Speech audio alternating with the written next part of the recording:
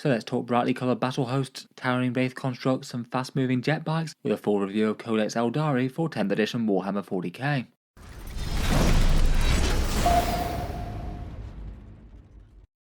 Hello and welcome back to Auspex Tactics, where today we're talking Eldar, and it's a big time of change indeed for the Space Elves with their new and all very chunky 10th edition codex. Compared with a bunch of the other ones that have come out in 10th edition so far, this one seems like it's a much more drastic of a rewrite compared with a lot of ones that we've seen. I feel like most of the codex updates that I've covered have generally tended to be at least fairly light touch on the changes. For the Aeldari codex though, there's no less than 8 different detachments, including one for the Harlequins and Ynnari. Then it feels like just about every single datasheet in the codex has had massive rules rewrites, everything between big stat line changes and special rules altering all over the place. While some of their raw faction mechanics might not having them deal quite as much damage as before, they do feel like they've got quite a lot of big combos, including a whole bunch of things to hide and run away from the enemy and stay safe from damage.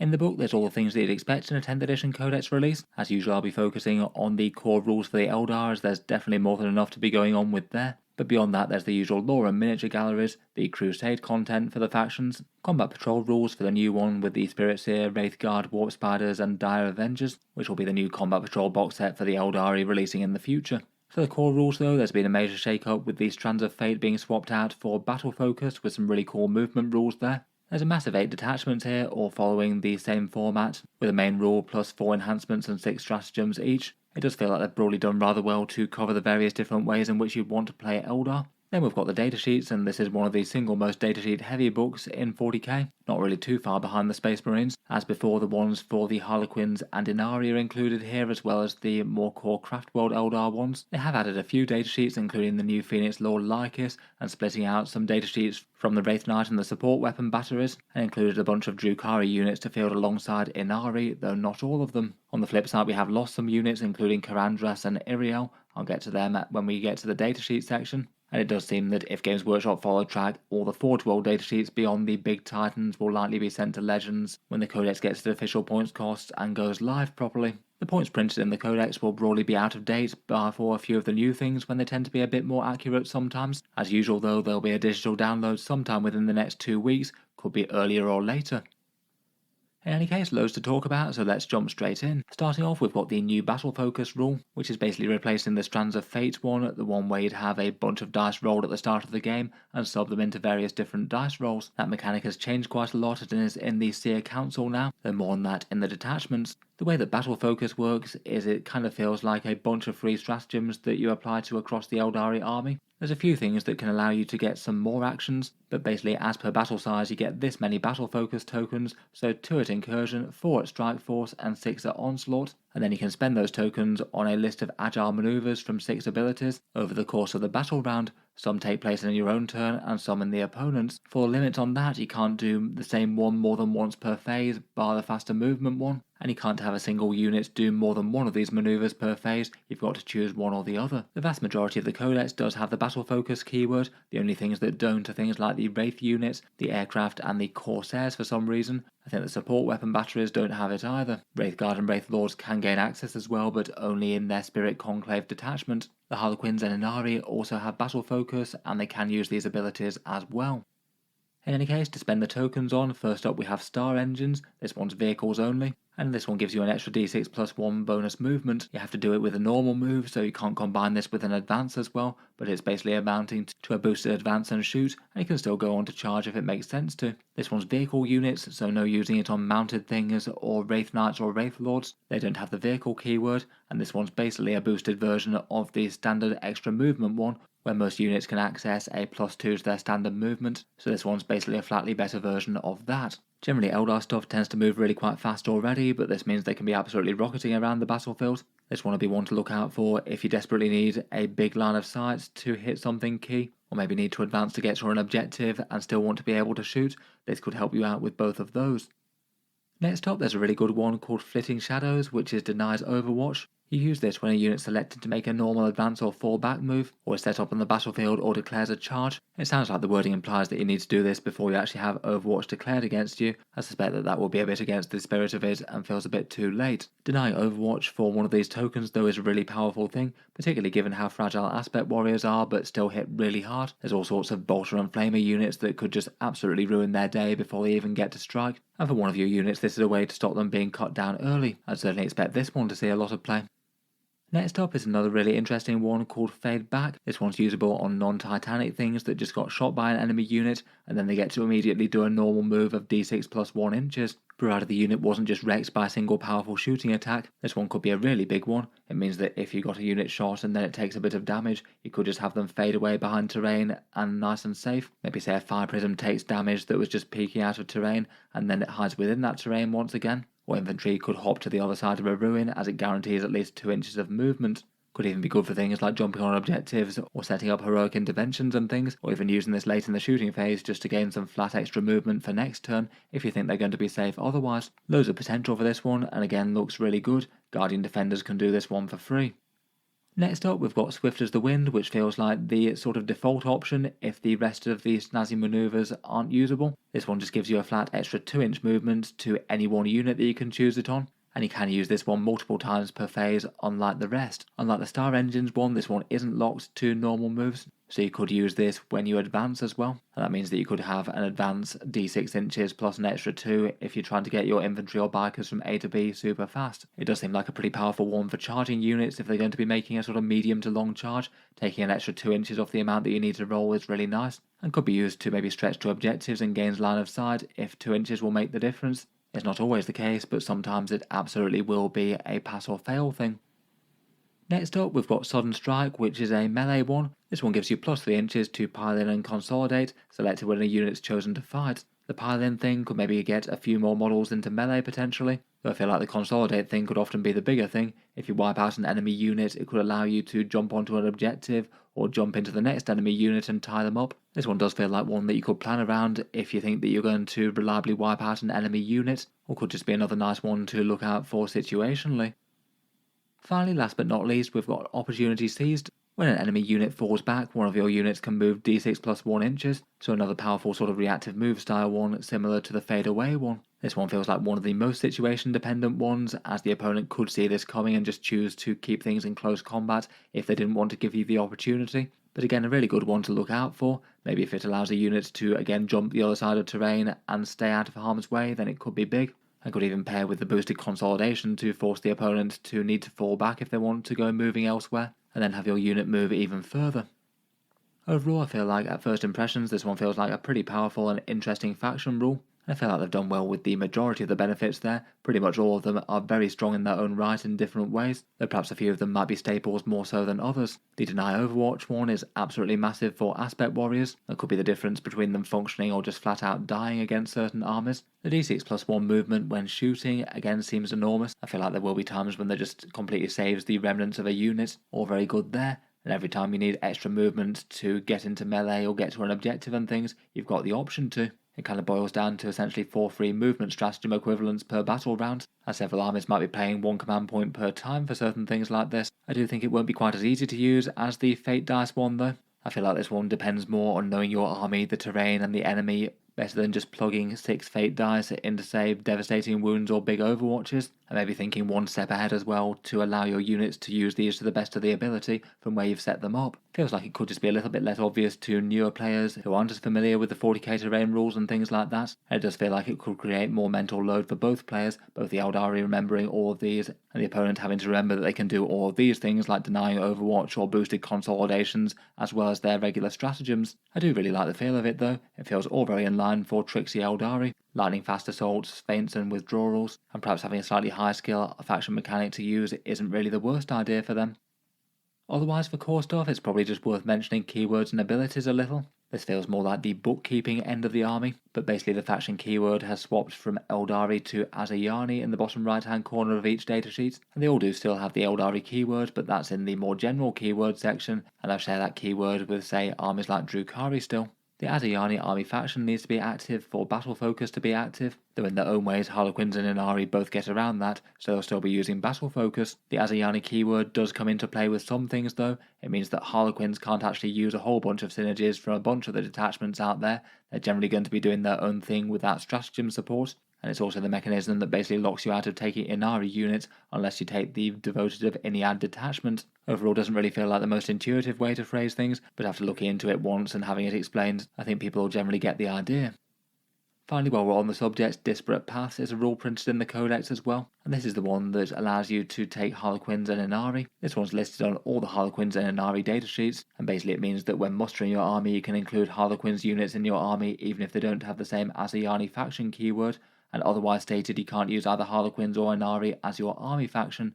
You're basically declaring it as Ynnead, and then Harlequins can usually be included on the side. Again, maybe feels just a little bit long-winded, and I guess they've done it this way to make Harlequins work okay with the rules for the Reaper's Wager detachment when they're allied to the Drukhari.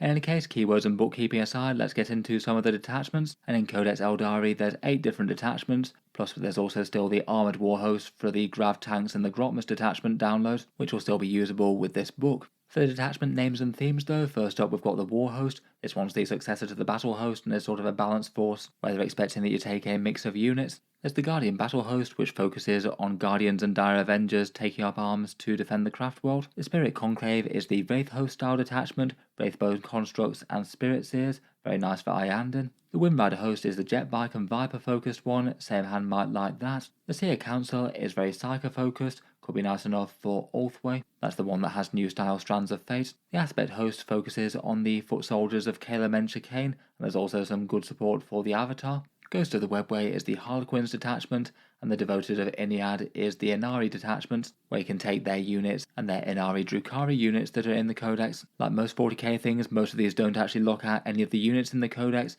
The only one is the Ynnari, which are locked to their own detachment, and you can't take non-Ynnari epic heroes in that one. Most of the detachments will support things much better than others though, say the Aspect host only really gives benefits to Aspect warriors even if it can take other things, and otherwise, as mentioned, a lot of the more general stuff can't be used by Harlequins. Anything that targets the Azayani keyword can be used on the majority of things, but Harlequins don't have that. If you want to feel mixed Aeldari, it's probably still the Warhost, the rest all really feel like Eldar of a theme.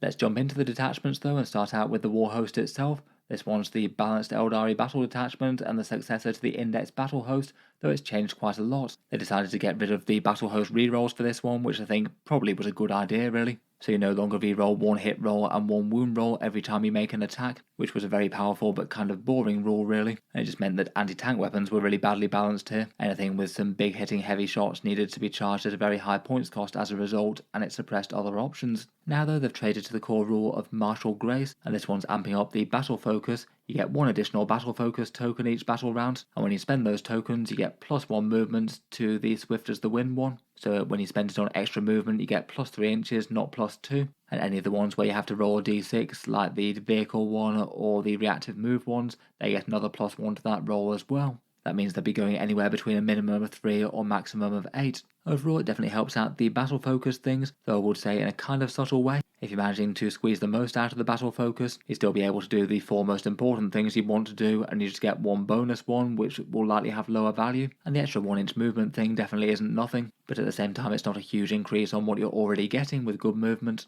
If you wanted to double down on the movement tricks though, it definitely does that.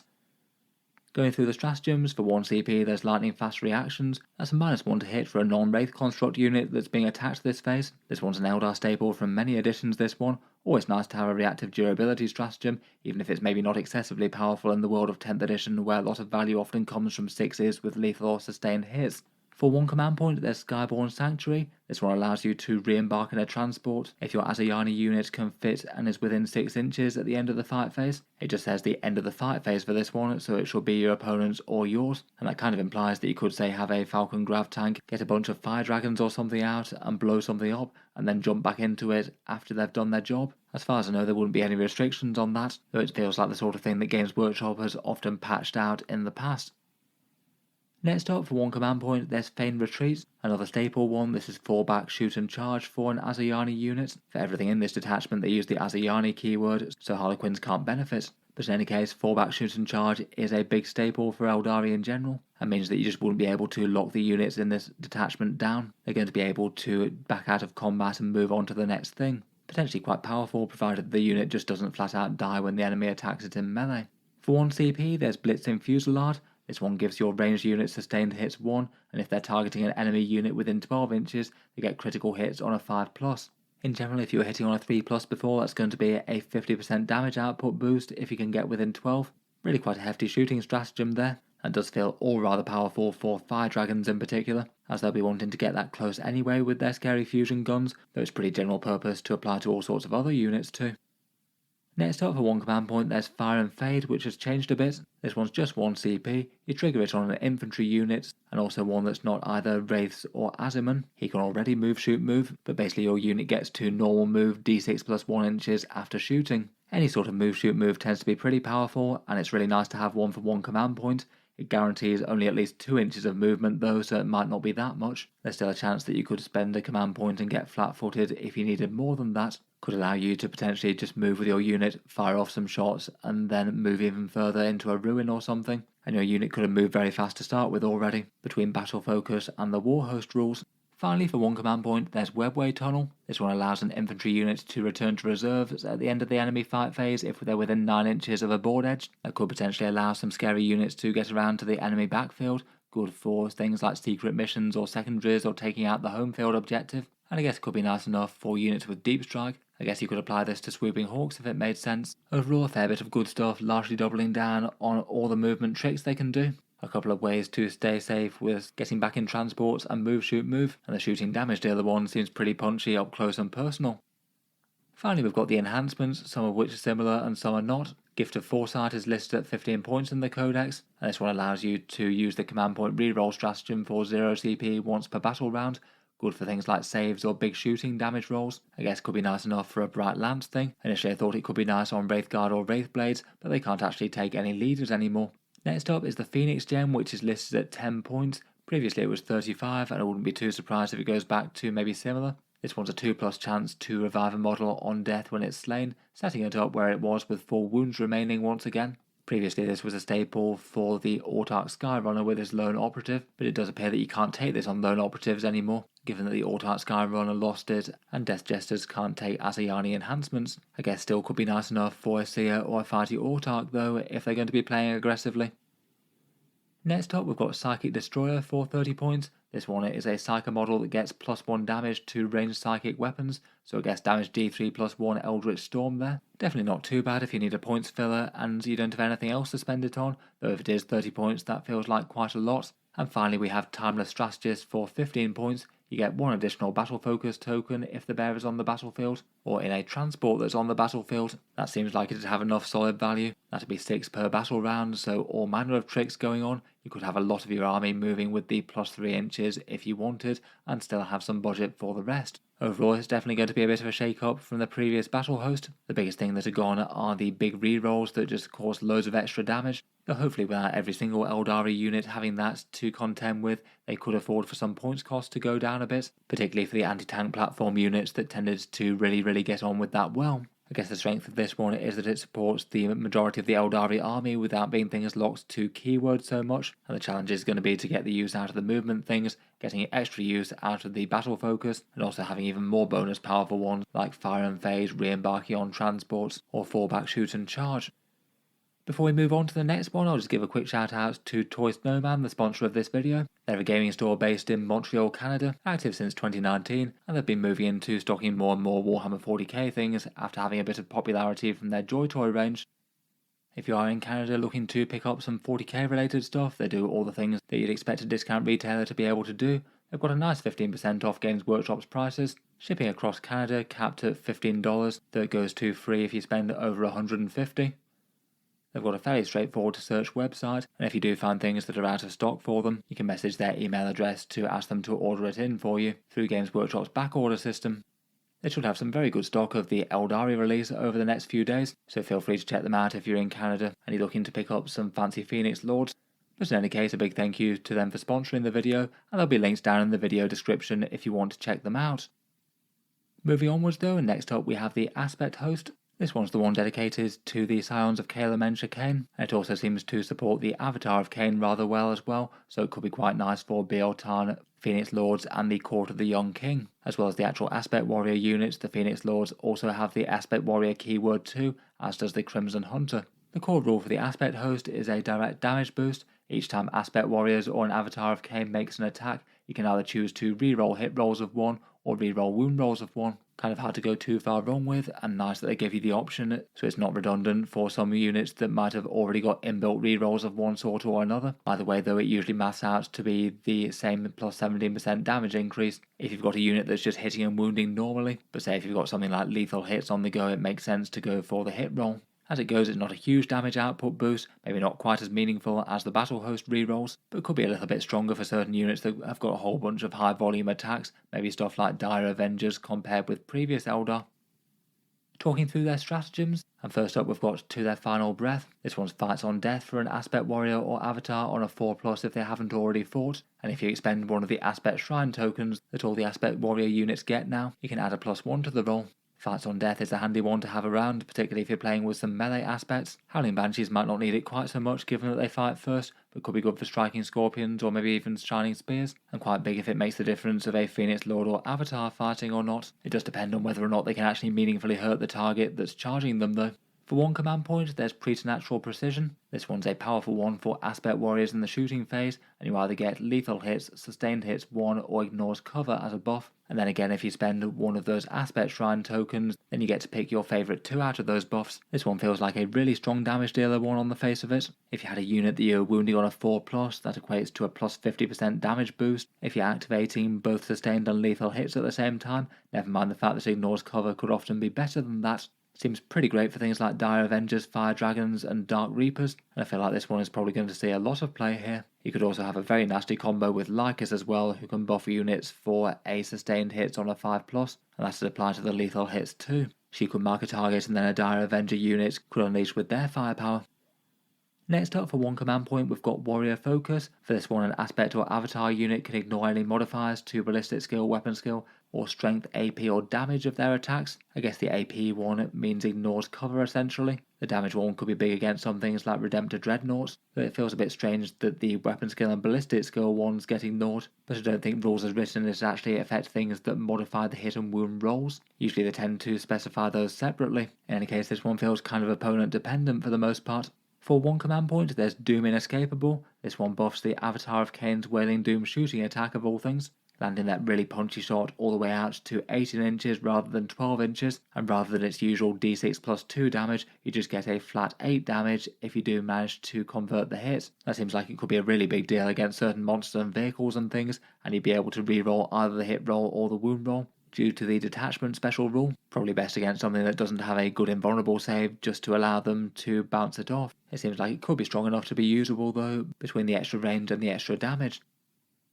Next up, for 1 command point, we've got Skyborn Sanctuary once again. This one's basically a copy and paste of the one in the previous detachment, and unlike the rest, this one's not locked to Aspect Warriors or Avatars, and again seems exactly what you might want to use on something like some Dire Avengers in a Wave Serpent, or some Fire Dragons in a Falcon. Finally, for 1 command point, we've got Kane's Vengeance. You trigger this one when an enemy unit besides monsters and vehicles is selected to fall back from an Aspect or Avatar unit, and that unit has to test Desperate Escape with a -1 to the test if battle shocked. I feel like Desperate Escape is okay and could be a nasty enough surprise for a big elite infantry unit, but usually it's only going to kill 1/3 of the unit, if that, and the opponent doesn't command point reroll and stuff. Maybe it could be usable situationally if the opponent absolutely has to fall back for some reason. Finally, for the detachment, for the enhancements, we've got Strategic Savant for 10 points. That one's +1 OC while leading an Aspect Warrior unit. It's not absolutely huge, but definitely adds a bit more weight to objectives, and it would help protect Aspect Warriors against Battle Shock if that ever cropped up. Maybe nice enough to have both the things that are doing the damage also putting lots of pressure on scoring points. Aspect of Murder is 30 points, that one's +1 damage to melee weapons, and you also gain the Precision ability as well. Feels like it'd be an Autarch that'd be taking that, as he's already got a damage 3 Starglaive if you want, though it could make his Banshee sword damage 3. Both of those would make him really quite punchy and could be quite a nice character assassin, though if it really is 30 points it's probably a bit too much. Next up, for 35 points, there's Mantle of Wisdom, and when leading an Aspect Warrior unit, an Autarch gains both reroll hit rolls of 1 and reroll wound rolls of 1. So instead of getting the +17% detachment buff, you instead get +36%. That's only the case if both bits matter equally though, and you don't have lethal hits or something else on the go. And bear in mind that you already get one of the rerolls, so the increase isn't quite as big as it might feel. Could be alright though on a massive great big central damage dealer style unit. The Autarch buffs allow you some free stratagems, and potentially better use of the battle focus rules in one way or another. Finally, for 15 points, we've got the Shimmerstone. This one's -1 to wound for the bearer's unit. At 15 points, that seems cheap and usable enough. It still isn't really going to make the Aspect Warriors actually tough for their cost, but doesn't really feel like it hurts to make them just a little bit less insta-killable. Could be okay as a points filler. Again, plenty of interesting stuff in this one, a bit more direct damage focused. I think some of the best things are just the inbuilt rerolls and that preternatural precision stratagem. Between those two, could have things like Dire Avengers and Dark Reapers just shooting incredibly hard. Most of the rest could be usable in the right situation, though maybe aren't quite as common. And the enhancement things I'd say are okay, but not really game changing. Perhaps feels like the detachment if you want aspects to shoot super hard.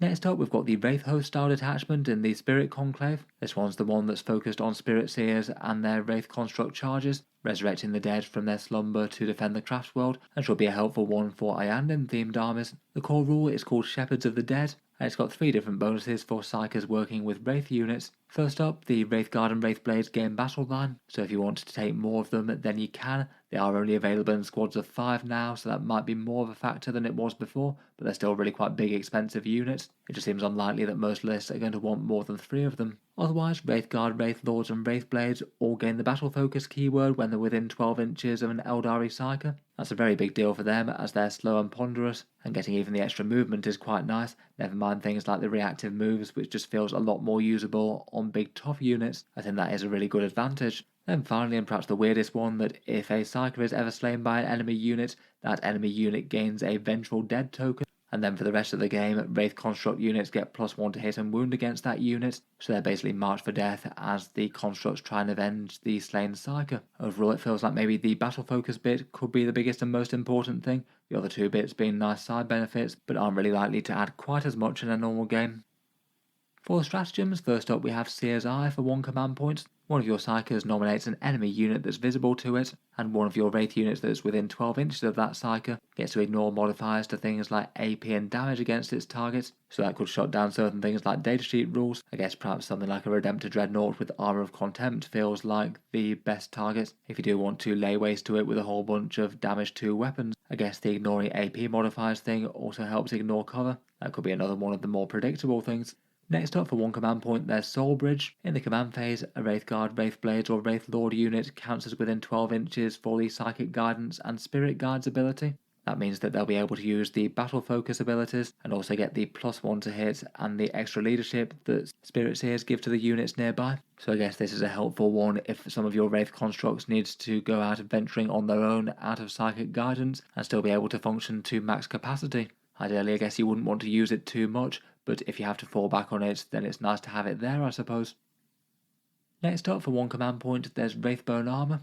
I think this one's one of the best stratagems of the detachment, as it means that you get -1 damage on your Wraith unit, and it lasts for the entire phase, so it feels like it would absolutely ruin the damage output of things like damage 2 or damage 3 weapons into everything. The only one you can't use it on is the Wraith Knight. I think for 1 command point in this detachment, this will get used a load. Wraithguard or Wraithblades are going to be seriously annoying to take down with that on the go. For 1 CP, there's Spirit Token. This one's sticky objectives for Wraithblades or Wraithguard. If they control an objective at the start of your movement phase, that means the objective will remain yours until the enemy controls it at the end of any phase. It means that you could potentially move the unit off and go on to have new fights if the objective is going to remain safe, or that you won't lose control of it if the opponent guns down your unit but can't get to them with one of their units as well. Again, nice enough support wherever this one turns up.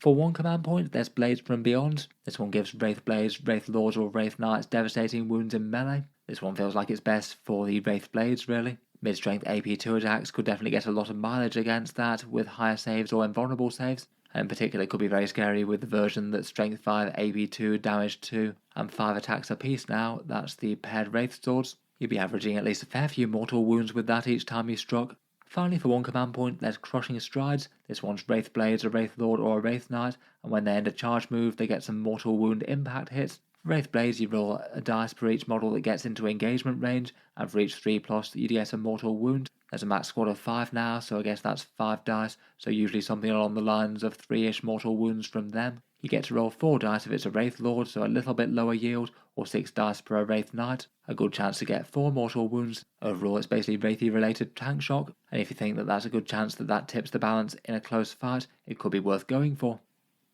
Finally, for the Spirit Conclave, we've got the Enhancements. Higher duty is 35 points. That allows a unit to reactive move 6 inches when an enemy moves within 9. It doesn't seem that they can join units anymore, so I guess that's just literally for them to try and keep them safe, and it could be genuinely helpful for enemies trying to catch up with them, given that they get lone operative protection near Wraith units. Still though, for 35 points is a massive investment there. I'm not sure if this was a points cost, thinking they'd be able to lead Wraith units while they were doing that, but if this one does turn out to be acceptably cheap, then it looks like a really good option.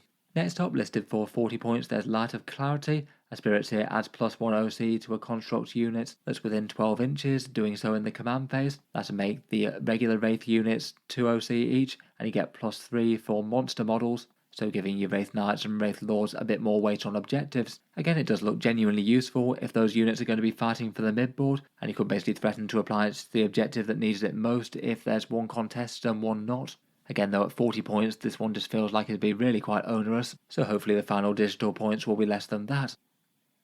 Next up, we've got the Rune of Mist. In the command phase, a Spirit Seer gives a Wraith construct unit within 12 inches the benefit of cover, though it only applies to shots that are greater than 18 inches away. In a complete vacuum, if the Wraith unit's just standing completely out in the open, that's not awful. I feel like a lot of the time this just won't really apply too much. Either you'll have cover anyway, or the enemy unit might be within 18 inches, or they're mainly looking to destroy the unit with melee. Again, I feel like this will be a big ask for 30 points versus just putting that towards more units. Finally, we've got the Staff of Kurnus. This one's listed at 10 points, and one non-Titanic Wraith unit within 12 inches gets precision on critical wound rolls, so it could give you a chance to snipe a character straight out of a unit. I guess with a squad of Wraithguard it at least has some chance to have a big hitting damage attack land where the opponent doesn't want it. So it feels like maybe the most reliable way to make use of this one would be with some Wraith Blades using those devastating wounds, as then the critical wounds would also deal mortal wounds as well, so bypass the good saves that the characters are likely to have. Overall, there's definitely been a whole bunch of changes for the Wraith units,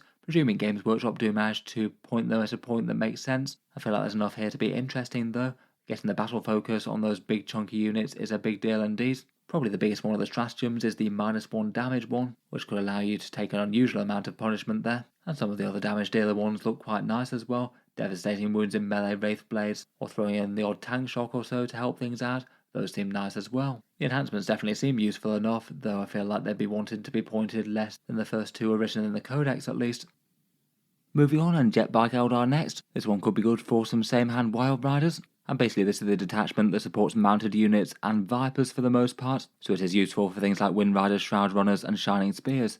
The core rule is Ride the Wind, Windrider Jetbikes become battle line, and mounted and Viper units can arrive from strategic reserve one round earlier, so basically get into the midfield on turn 1, and round the back in the opponent's deployment zone on turn 2. Finally, they also have a return to reserve mechanic. A number of mounted and Viper class units can return to reserves at the end of the enemy fight phase, provided they're not in engagement range, and that's limited by 1 at Incursion, 2 at Strike Force and 3 at Onslaught, so that's pretty powerful with a couple of units going off the battlefield and turning up where the opponent doesn't want them. Perhaps the important thing for the context of that is that they can also deep strike for a 1 command point stratagem to drop in somewhere outside of 6 inches, and that makes the return to reserve thing quite a lot more impactful than if you had to go on the board edges. Overall feels like interesting enough reserves manipulation. I guess you could get some alpha strikes with Vipers lighting their way if you wanted to. As best I can tell, I think it would work for rapid ingress as well, so maybe some first turn charges for Shining Spears if you wanted, as the early reserve arrival doesn't actually specify in your own movement phase or anything like that,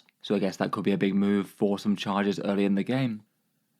For stratagems, besides just positioning things, there's also a damage boost stratagem, 1 command point for Death from on High, and basically all of these apply to Ynnead mounted or Viper units. Death from on High allows you to reroll wound rolls for a unit that was set up on the battlefield this turn, so a big damage boost to things like spammed Windrider fire with a whole bunch of shuriken cannons or scatter lasers. Could do the same for Shroud Runners, I guess, and in theory that could be very very nasty with Shining Spear melee, but you're unlikely to make the charge after you've set up from reserves, even with a command point reroll. For 1 command point, there's Daring Riders. This one's the close deep strike one. You can set up one of the mounted or Viper units anywhere that's greater than 3 inches from the enemy, and if they're set up within 9 inches then they can't charge.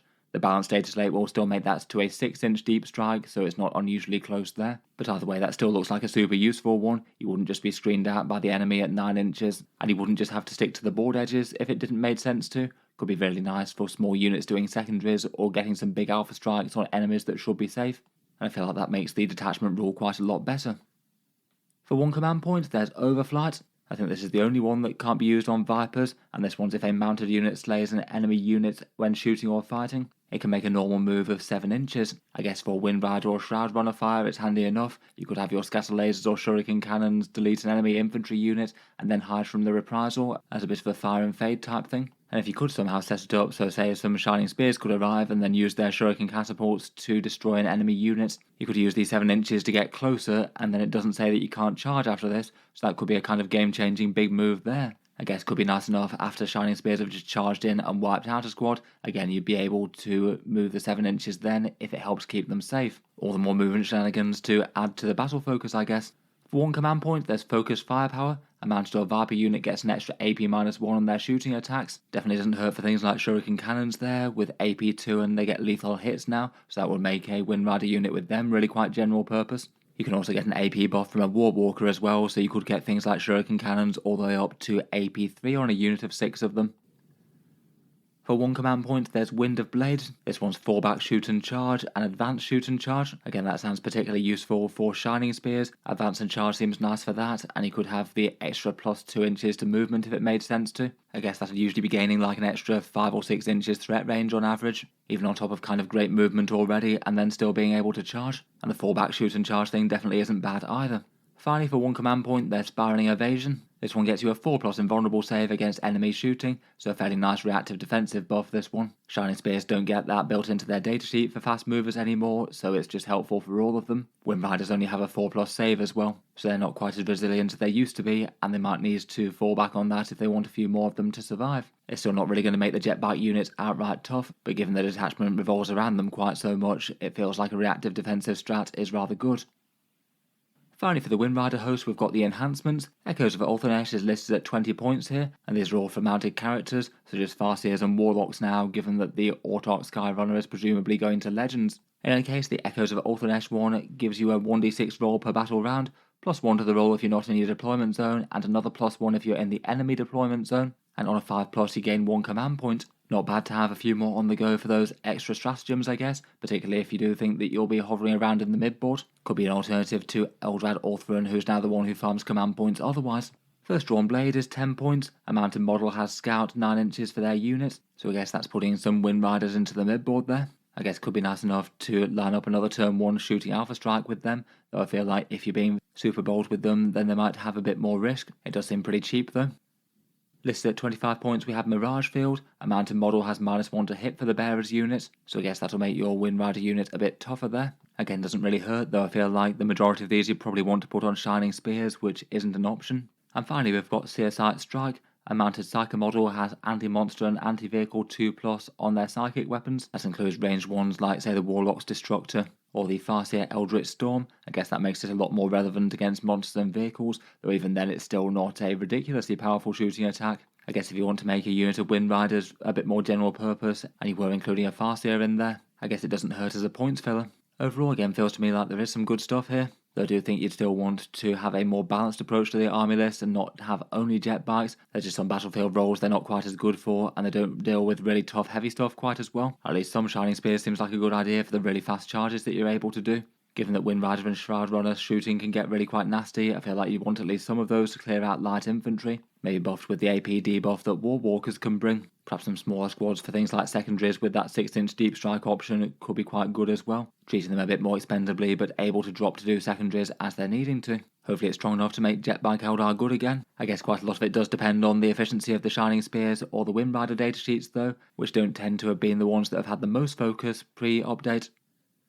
The Psycho-focused detachment is next, and for the Eldari Seers we have the Seer Council. This is the one that gets the new version of Strands of Fate, though it's changed really quite a lot. This one really does focus very heavily around the Farseers and Warlocks, mostly representing the stratagems using their spells in one way or another, and the new version of Fate dice basically doubling down on the stratagems. Previously, Strands of Fate was sort of Sisters Miracle dice style things, rolling dice at the start of the game and then using those dice to plug into dice rolls. Now instead you still roll your Fate dice with a certain number as per battle size, but instead of using those values to sub into actual dice rolls, instead each one of the numbers corresponds to a stratagem, and for each stratagem you can reduce the cost of it for 1 command point if you plug the Fate dice into it. It looks like as per battle size, at Incursion you get to roll 3 dice, so basically 3 free stratagems per game. At Strike Force it's 6, and Onslaught it's 9. Interestingly, that was different to the numbers showcased by Warhammer Community.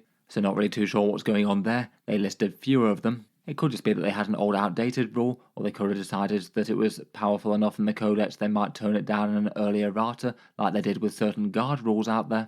I guess we'll wait and see on that front. There are some ways for a bit of manipulation for this, but it does feel kind of random what you're given. If say you roll your 6 dice and you get a whole bunch of either 1s or 6s, you're not really going to have that much option of what you do with them. But I guess most of the games you'll at least have a fair selection of options to play with. Kind of weird for a detachment rule, basically getting 6 free stratagems over the course of a game, but having some restrictions as to what those stratagems are.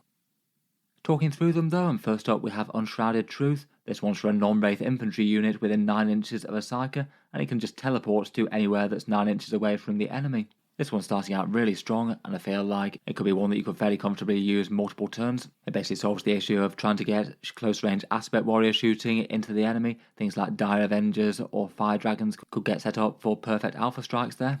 And it's way more powerful than some of the other return to reserve type ones, as you can pull units from melee. If they were locked up, for example, and say if they were locked up, you'd be able to just deep strike them back in essentially and then hit the enemy with your shooting as you technically haven't fallen back. And you'd also be able to do this after having scored an objective as opposed to the usual return to reserve style ones which you'd have to go away before. Seems really good, and it could just make psychers themselves into secondary action doers and things. They could warp around the board to score a mission or something as made sense. For one command point, there's Psychic Shield, and this one's one of the turn-off enemy shooting style ones. Again, it's a non-wraith infantry unit within 9 inches of a psyker, and the enemy can't shoot them within 18 inches. When they've declared their shooting, if they're ineligible, then they have to target elsewhere. This one's a pretty massive defensive shenanigan and goes well with the Battlehost things. Between this and datasheet rules and things, you could have a lot of stuff that could shoot the enemy, and then when the enemy tries to catch up with them, they can't target them because they're out of line of sight, or their shooting rule is removed like this. For one command point, we've got Fate Inescapable. Again, as Ynnead infantry units like the rest and not wraiths, they get ignored cover when they're shooting and an extra AP -1 for critical wounds as well. This one seems pretty nice for anything that's got spammed firepower. Maybe Dark Reapers to increase their AP a bit, or Dire Avengers. Feels like that could easily have some solid value, even if not every single wound is going to be a critical one. For one command point, there's Presentiment of Dread. In the command phase, a visible enemy unit must take a battle shock test at -1, and that's fairly big that it happens in the command phase, given that it could just directly stop an opponent from scoring an objective or denying you scoring an objective. It does need line of sight, and often the psychers might be wanting to hide out of that, but feels like in this army there's enough of them running around that you might well be able to activate it. In any case, this seems like one to use if you don't need the command point desperately elsewhere, and there's just a reasonable chance of stopping your opponent racking up something like 5 victory points for scoring a primary, because they only have 1 unit on an objective. Next up, for one command point, there's Forewarned. This one's a melee debuff one, and one of your infantry units that's within 9 inches of a psyker can use it. Again, not wraith units. That unit becomes -1 to hit and wound in the fight phase, which is a rather big defensive buff, even though Eldari units are kind of fragile. I guess hopefully could save the lives of some striking scorpions, or fire dragons maybe, presuming they're close enough to the psyker to be able to trigger it. I can understand why they might have put that on the wraith units, though they are probably the ones you'd really want to use it on. Finally, for one command point, there's Isha's Fury. This one's a sort of psychic overwatch. When an enemy ends a normal advance or fall back move within 9 inches of your psyker in their movement phase, you roll 6d6, and for each 3+ that you roll, they take 1 mortal wound. With average rolling, that means you'd get something along the lines of 4 mortal wounds, and that's not too bad conversion just for raw damage output for a stratagem in the first place. And that could be meaningful enough to change what the unit can damage or attack. Hopefully could cut down a bunch of combat troops before they make it to close combat, or even for certain damage units just control where they need to go and mean that they can't really go within 9 inches of your unit unless they just want to die instantly. Seems pretty powerful, and I guess you could also combine it with Overwatch with something else. You could stack a lot of damage on one unit if they move wrong. Finally, for enhancements for the Seer Council, we've got Lucid Eye. This one's listed at 30 points, and this one allows you to add or subtract 1 from a fate dice in your pool in your command phase, so you can gradually manipulate them more towards the stratagems that you most want to use. This one seems pretty helpful if you can tell the stratagems that you're going to need to queue up, so I guess this could essentially mean that your fate dice gets a bit more value than otherwise. Maybe seems handy enough to control against randomness a little. The Talk of Morai Heg is 10 points. This one increases the cost of a stratagem used by the opponent within 12 inches by 1 command point once per turn. Quite a disruptive one that if you've got a psyker being protected somewhere in the midfield, if it stops enemies from being able to use their defensive or attacking stratagems when they're fighting over the midboard objectives, that seems rather good. Definitely a nice one for shutting down some options, though only happening once per turn is a little bit less good than, say, the more general purpose Lord of Deceit type rule from the balanced data slates. Next up, we've got the Stone of Eldritch Fury, which has got a great name. It's listed at 15 points, and a Psyker gets plus 12-inch range to their psychic weapons. It is just psychic weapons equipped by the bearer though, so it's either going to be Eldritch Storm or Destructor. Again, maybe doesn't hurt with a Farseer who could inflict some more damage at a much longer range, though it still doesn't seem massively essential. And finally listed at a big 35 points, there's Runes of Warding. A Psyker grants their unit a 4+ save against mortal wounds, psychic attacks, and devastating wounds. I guess this means Guardians or Windriders are unusually tougher against these, which I don't think is the most critical thing in the world. Again, no getting this in Wraith units unfortunately, given that the Spirit Seers don't lead them anymore, just stand next to them. For 35 points it seems way too much for this ability on those units, though the wording of it kind of is interesting, given that it sort of comes from the time when devastating wounds weren't mortal wounds. Overall, looks like the power of this attachment comes from its stratagems and doing free ones. I feel like the teleport style Aeldari one with Unshrouded Truth is one that you probably will be using quite a lot. Just seems really quite powerful to queue up Aspect Warrior shooting punches and throw them at the enemy. Psychic Shield's really nice for the defense against shooting. The Battleshot one genuinely has the chance to mess up some victory points for the opponent, and Psychic Overwatch looks really quite punchy and pretty good whenever you can trigger it when something closes in on a Psyker. Perhaps in terms of annoyance for this one, often I feel like you'd want to buff Aspect Warriors with a bunch of these, but the Psykers can't actually join them, so they'd have to do some coordinating nearby. And I would say that some of the Farseer and Warlock rules do seem to have been a lot less critical than they were in the previous edition, so they might just have a bit less draw to their datasheets in general. Still definitely looks like there's enough to be interesting though. I think the stratagems are really quite nice, and the detachment rule lets you double down on them.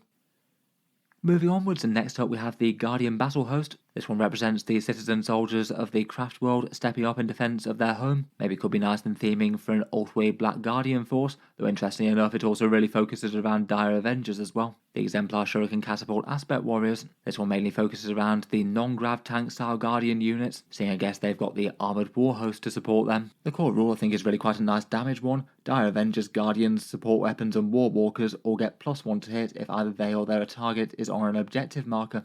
That's really quite solid overall. That's very easy to trigger, both for them or their opponent. Most of those will be hitting on 2+ a lot of the time. Support weapons that fire out of line of sight still capped to 4 of course. War Walkers definitely seem interesting as well, given that they give an AP buff. Feels like you might want some of those for synergy purposes anyway, even if they don't wind up being the best damage output. Guardians are nice enough, though I feel like Dire Avengers and War Walkers might be the ones to watch, given that they've got a bit more threat to take down tougher stuff. For stratagems, first up for 1 command point we've got Warding Salvos. A Dire Avengers or Guardian unit gets to reroll wound rolls against a unit on an objective, either in shooting or fighting. The War Walkers and the support weapon platforms don't have the Guardian keyword, so this wouldn't generally be used for them. They can attach support weapon platforms to Guardian squads, so if you wanted vibro cannons getting things like this, then I guess you'd be able to. It would make for quite a pricey unit though. In any case, it's a pretty great damage dealer stratagem to allow them to punch up a fair bit. Feels great for Dire Avengers given how many shots they spam out, and particularly given that they don't have lethal hits anymore. It works really well with the detachment rule. Dire Avengers within half range average 40 shots on their opponent. To have all of that AP1 Strength 4 Shuriken Fire rerolling wound rolls is going to mean that you're stacking masses of saves on literally anything. Just seems all pretty powerful there.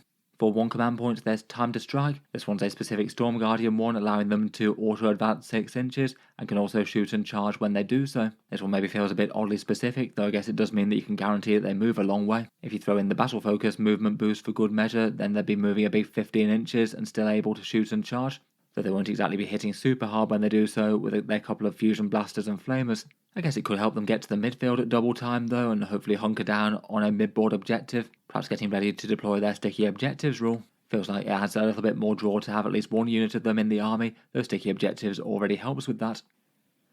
Next up for 1 command point, there's shield nodes. Dire Avengers or Guardians, when attacked at range or melee, are -1 to wound this phase if they're within range of an objective marker. This one's still not really going to make the difference of whether or not the unit's actually tough or hard to kill that much. Bolters are still going to be wounding them on a 4+, and lots of other heavier things wounding them on a 3 still. Generally doesn't hurt to have reactive durability stratagems though, if they do happen to be in a close fight that the enemy might not kill all of them with, and might leave a few more Dire Avengers alive if they fade away back behind a ruin after being shot.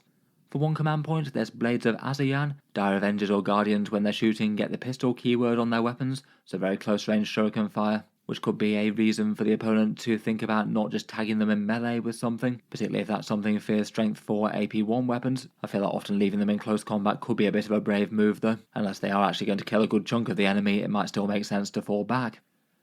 For one command point, there's Vor's Vengeance. An enemy unit destroys a Dire Avenger or Guardian unit, and then a War Walker can immediately shoot the unit that slew them, provided it's in line of sight and a valid target, of course. You can't use this any more than once per battle round. This one's maybe a little bit opportunistic, though I feel like, as mentioned, War Walkers are going to be quite nice to have for their AP debuff rule. And you can take a unit of 2 of them now, so that means that this could actually have quite a lot of damage output coming in. Maybe 4 Bright Lances as a reprisal, for example, though I guess given the special rule that would more normally incentivise small units of 1 War Walker. Finally, for one command point, there's the Cost of Victory. One Guardian unit not in engagement range returns 2 strategic reserves, and when doing so, you restore all slain models to the unit. Sort of Aeldari send in the next wave, pretty much. The lore behind it is the idea that they're sending in a fresh wave of Guardian reinforcements if risking their citizens' lives is that critical to the survival of the Craftworld. Unlike some editions in the past, Guardians can only still be fielded in squad sizes of 10, so you're not getting crazy amounts of models replenished, but still if the opponent half kills a Guardian squad, then it could easily make sense to use that, getting a bunch more high OC models back on the board with some Shuriken catapults, and getting a positioning strike on the enemy, maybe to have some Guardians closing in on a home objective or something. And it could just be used as a general return to reserves type thing if it makes sense. Say if you've got something on home objective and you want to have the option to have things turning up from reserve in the later turns. Finally, for the enhancements, we've got Breath of Vor for 10 points. This one means that a model leading a Storm Guardian unit can reroll the number of shots with flamers and the damage results with their fusion guns when they make attacks. It seems quite cheap, though kind of limited in how much damage it's going to really add for them. I guess it could be something like a Warlock leading them perhaps, unless you want to go all in with an Autarch and actually have some quality melee in the unit. Craftworld's Champion is 25 points. This one gives the bearer OC 5. Extra weight on objectives, and I feel like that's probably a bit too expensive for 25 points though. I guess could be interesting enough for things that aren't just in Guardian or Dire Avenger style units. I guess maybe could be handy enough if they can manage to hide somewhere in the midboard though. Ethereal Pathway is listed at 30 points. 2 Guardian units can infiltrate. I guess that means that you could have some high OC units right in the midboard straight from turn 1, and for the Storm Guardians it means that you could put their sticky objectives rule down there. I do feel like that might be a little bit of a trap though, compared with just using the already okay infiltrator units like Rangers or Striking Scorpions. Striking Scorpions are often pretty good to have on the front line anyway, fairly cheapish and fairly dangerous in melee, and the points cost far lower than a squad of Guardians, so it could still be the better option. Finally, for Protector of Paths, that's 20 points, and while leading a Dire Avenger or Guardian unit, you can Overwatch for 0 CP, and when you do that, you can do so on a 5+, or on a 4+ if you're on an objective that you control. Basically, this is where the old Dire Avenger special rule had gone, and it is really quite a powerful enhancement, this one. Getting free Overwatch in itself is quite nice, but also having it boosted is even better. If you did have Dire Avengers out in the open, I guess that means that you could be averaging, say, 20 strength 4 AP1 hits with them. I guess a bit more with the Autarchs and the Shuriken Catapult one. It does mean that you're committing to quite a big unit though, and putting an Autarch in there.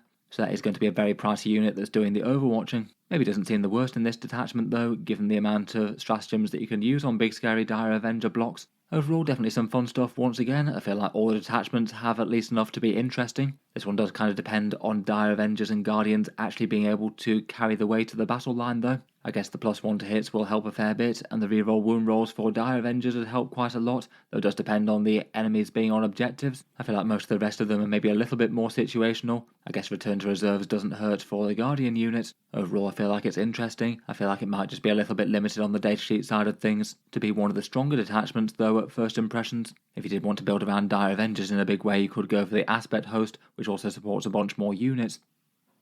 Next up, we've got the Harlequins in their all very mysterious Ghosts of the Webway detachment. Kind of an important one for Harlequin collectors out there, given that they used to be a full faction in their own right, and Games Workshop made them a subset of Eldari, and this is one of their only chances to get some real proper focus. You can still field them alongside Drukhari in that Reaper's Wager one, though they don't really feel like the main event there. When you field in this detachment, it doesn't look out any of the other Ynnari units, so you can still take grav tanks and aspects and things, but the rules don't support them. Harlequins have the Harlequins faction keyword, as we said earlier, and that means they can't use a whole bunch of the stratagems and other stuff in the different detachments, so this is where they get their support and stratagems that you can use on them. The core rule for this detachment doesn't really do all that much in my opinion, though I still wouldn't necessarily let that dissuade you to say that this isn't quite strong, as a lot of the stratagems are really quite nasty here. The core rule though is Acrobatic Onslaught. Harlequins models can charge through enemy models, which doesn't usually tend to be the biggest deal in the world in my opinion, though I guess it means that they could have a little bit more movement shenanigans going on and could defeat some enemy screens when they're charging over stuff. Given the boosted battle focus rules that they can use, they could be moving up very quickly right into the enemy lines and then jumping over a screen to kill what's behind it.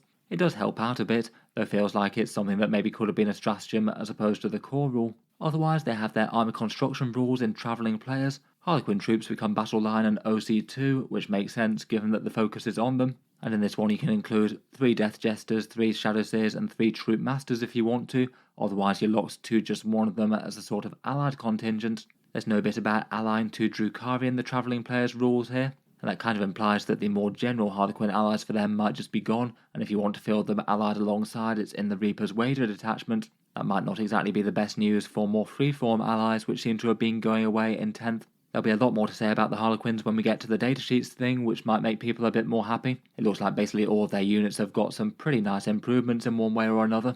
In particular, troops getting devastating wounds just all the time, and better melee profiles to boot.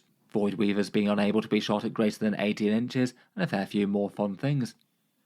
The stratagems for these guys though, first up for one command point we've got Staged Death. This one's basically a revive on death for a Harlequins character.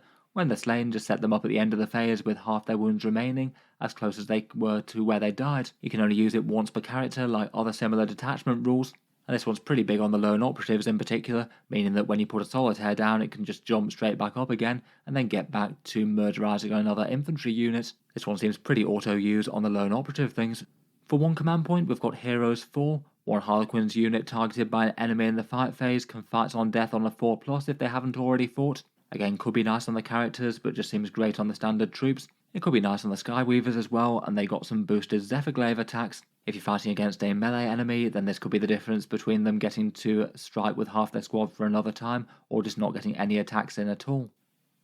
For one command point, we've got Mocking Flight. A Harlequins unit can fall back, shoot and charge, which is always a handy one to have. It keeps with their theme of just not really being able to be pinned down or locked up, and just means that's usually not a valid strategy for dealing with them, which is all very nice. For one command point there's Trickster's Retort. One troop unit can reactive move 6 inches when an enemy finishes a normal advance or fall back within 9 inches. For the central unit that you're likely building around, maybe with some attached characters, again this seems really good, particularly given alongside battle focus things that you can do.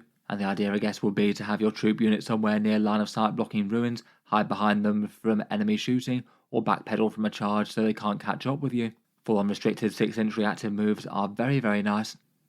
For one command point there's Bloody Dance. Harlequins infantry or mounted units can charge an enemy unit at 6 inches at the end of the enemy charge phase, so kind of similar to Heroic Intervention, and you don't get the charge bonus if you do. The difference with Heroic Intervention is that this one can be triggered even if the enemy hasn't charged anything, so even if they just roll up a tank next to you, you can suddenly decide that that tank wants to be in close combat and charge it out of sequence, hopefully getting some free damage output. This one really looks like it'll control enemy movement, and means that a lot of the time they just won't be able to position certain units up close and personal to the troops unless they can handle them in melee. And again, a very powerful stratagem whenever it just leads to an enemy unit dying that wouldn't. And finally for one command point we've got Exit the Stage. At the end of the fight phase, one Harlequins unit not in engagement range can return to strategic reserves, and this one's basically always a good one, allowing late game repositioning for secondaries or threatening more safe things. While I'd say the detachment rule is kind of weakish, these stratagems are absolutely top tier, every single one of them, and when paired with the new and scarier looking Harlequins datasheets, it genuinely looks pretty good for the faction I think, though obviously it's just going to be very sensitive as to what the points cost of the units are. If the core units to make this detachment work are too expensive, then it's not going to be strong enough as an individual army. They do still have access to all the rest of the Craftworld stuff, it just won't get support from the stratagems. Finally for the Ghosts we've got the Enhancements. Segrak's Coil is 25 points for a Troop Master. This one's sort of like Harlequin Tank Shock, where when you charge into an enemy, each model within engagement range gets to roll a dice, and on a 4+ you deal a mortal wound. I guess in theory that could be all the way up to 13 dice if you've got a full troop in and they all manage to get into engagement range somehow, though usually that's not going to be possible just with models blocking each other. Doesn't hurt for some extra damage on the charge, and could be good if you're trying to deal with the enemy's toughest stuff, though often when you're lining up that many Harlequins on the charge, hopefully they're going to have a good chance to blend what they get into anyway. For 10 points there's the Mask of Secrets. This one can be given to any Harlequins character. When enemies besides monsters and vehicles fall back, they have to test Desperate Escape, add a -1 to the test if battle shocked. That's one of the ones I'd call a nice to have that could be a little bit disruptive, but in general Desperate Escape doesn't usually tend to be game changing. Your opponent can choose whether or not they prefer to lose a third of the unit, command point reroll some key results, or just stay in combat and countercharge. It means they'll usually be able to choose the least bad option. Not awful if it's really cheap at 10 points though. Next up we've got Murder's Jest, which is a Death Jester one. They get critical hits for every successful hit against a below half strength unit, so that means that their Shrieker Cannon will be getting sustained hits 3 for literally every hit that it gets, which is a pretty massive damage boost, but the stipulation that you need to be doing it against below half strength units really does limit that, I think. Against the most important stuff that you really want damage boost against, he won't be able to activate most of the time. Could be alright as a points filler if you're going to use him for a finishing role. Finally, we've got the Mistweave for the Shadow Seer. This one allows them to grant infiltrates to their led units. It means that you can put some Harlequins in the midboard. Again, though, you'd have to weigh that up versus the already fine infiltrator units, things like Rangers and Striking Scorpions, as a bit more low value. I feel like in general an expensive troop with a Shadow Seer might be a bit on the pricey side, though if you wanted it could lead to some pretty devastating Alpha Strike potential. I guess in theory 13 Harlequins charging the enemy lines right from turn 1 is very scary. It's just going to depend a bit on first turn and whether or not the opponent just moves up and kills them first. Overall I feel like the detachment rule is a bit on the weak side and feels like it should have been a stratagem, but the stratagems themselves are absolutely top notch and the datasheets got some nice increases. Feels like if the Harlequin units are costed appropriately here then this could be a pretty good return to form for them, so hopefully Games Workshop can make that happen and give some real incentive to going heavy on the Harlequins on the tabletop once again. Finally, for the Aeldari detachments, we've got the Ynnari, and the Devoted of Ynnead is their detachment, and they're the ones that have received the most changes in this update, and a fair few of them for the more restrictive side, which is always going to annoy people. If you're fielding Ynnari, then this is the only detachment that you can use their units in now, and you still need one of their named characters to unlock the detachment. Previously you had to field Ivrain to unlock them, now it's either Ivrain or the Incarn. Either one of those can lead the army, and one must be the Warlord. The detachment rule says that you can field Ynnari units even though they don't have the Azayani keyword, so that's basically the way that unlocks them. And then in the detachment, you can't really use Azayani epic hero units, given that you have to include Ivrain or the Incarn, and those datasheets stop you from using non-Ynnari heroes. In practice, this hasn't really changed too much on the units that you can field. I think it's just Eldrad Ulthuan that's been locked out, given that Illic Night Spears go into Legends. Previously, they wouldn't have been allowed to field the Avatar of Cain, the Phoenix Lords, or the Solitaire anyway. Kind of a shame for Eldrad though, given that he is part of the reason that the Ynnari exist in the first place in the lore, I believe. Otherwise, the big change for them is that the Drukhari units that they can use are now listed in the Codex, though unfortunately not all of them have made the jump. A lot of things that you could ally in before just aren't options anymore, which is really going to annoy the people who collected them up for Ynnari armies. Notable ones that have gone include the Scourges, Hellions, Ravagers, Lead of Hesperax, who again works with them in the lore, the Drukhari aircraft, the Beastmaster, and the Mandrakes. That's a pretty big unit list that Ynnari players will be missing. In particular, Scourges and Mandrakes tended to be really quite common includes, given that they did a lot of utility stuff for the Aeldari that they couldn't before. I guess Games Workshop wanted to keep the focus more on the sort of core Drukhari units that might join the army, as opposed to a few of the more specialist hangers-on, that where they draw the line is always going to be super arbitrary. The ones that are in the Codex are the Archon and Succubus, Cavalite Warriors, which is an Incubi, Reavers, and the Raider and Venom. All of those have the Ynnari keyword. They're called, say, Ynnari Archon or Ynnari Reavers on the datasheets, and for the most part their rules haven't really changed too much from Drukhari. The differences are that if they activated things with pain tokens, they generally activate them with having damaged or injured units now. In any case, for new style Ynnari, they'll be using this Devoted of Ynnead detachment, where the core rule is Strength from Death reinterpreted once again. And like a few of them in Codex Aeldari, the detachment rule is a bit of a weird one. Basically, it amounts to 3 once per army per turn effects, so maybe feels just a little bit similar to sort of bonus stratagem effects once again. And it does mean that it's a rule that's going to have more impact on smaller games versus really big ones. For the rules themselves, first up we have Lethal Intent. At the end of the opponent's shooting phase, if an Ynnari unit was destroyed, another non-Titanic Ynnari unit can make a normal move. That's really quite a powerful one, as a normal move for Eldar could be a very long way. It means that you could have a unit that was just about to get charged and killed, and that unit just casually runs away and the enemy isn't able to. Or it could mean that you could jump onto an objective and suddenly be in control of that for when it gets to your turn. Or it could mean that, say, if the opponent had done a whole bunch of shooting and then you know that you're safe from any more shooting, one of your melee units could make a break towards the enemy and start gaining ground on them for setting up charges. saving the knowledge that there's no more shooting coming so they can afford to. I feel like this one's got absolutely loads of potential, and it's going to trigger quite a lot with such an easy trigger in bigger games, I guess. Again, it feels like another excellent movement shenanigan to go with battle focus. Next up, we've got Lethal Surge, which once per turn, when an Ynnari unit uses the Fade Back Agile maneuver, instead of just doing a normal move of d6 plus 1 inches, they can instead opt to use that normal move to move into engagement range instead, provided you're going into engagement range of the unit that triggers the shooting. This one's maybe going to be a little bit on the niche side, and it only really matters if you're being shot from up close, but still when this does actually happen and triggers successfully, it could be really, really big.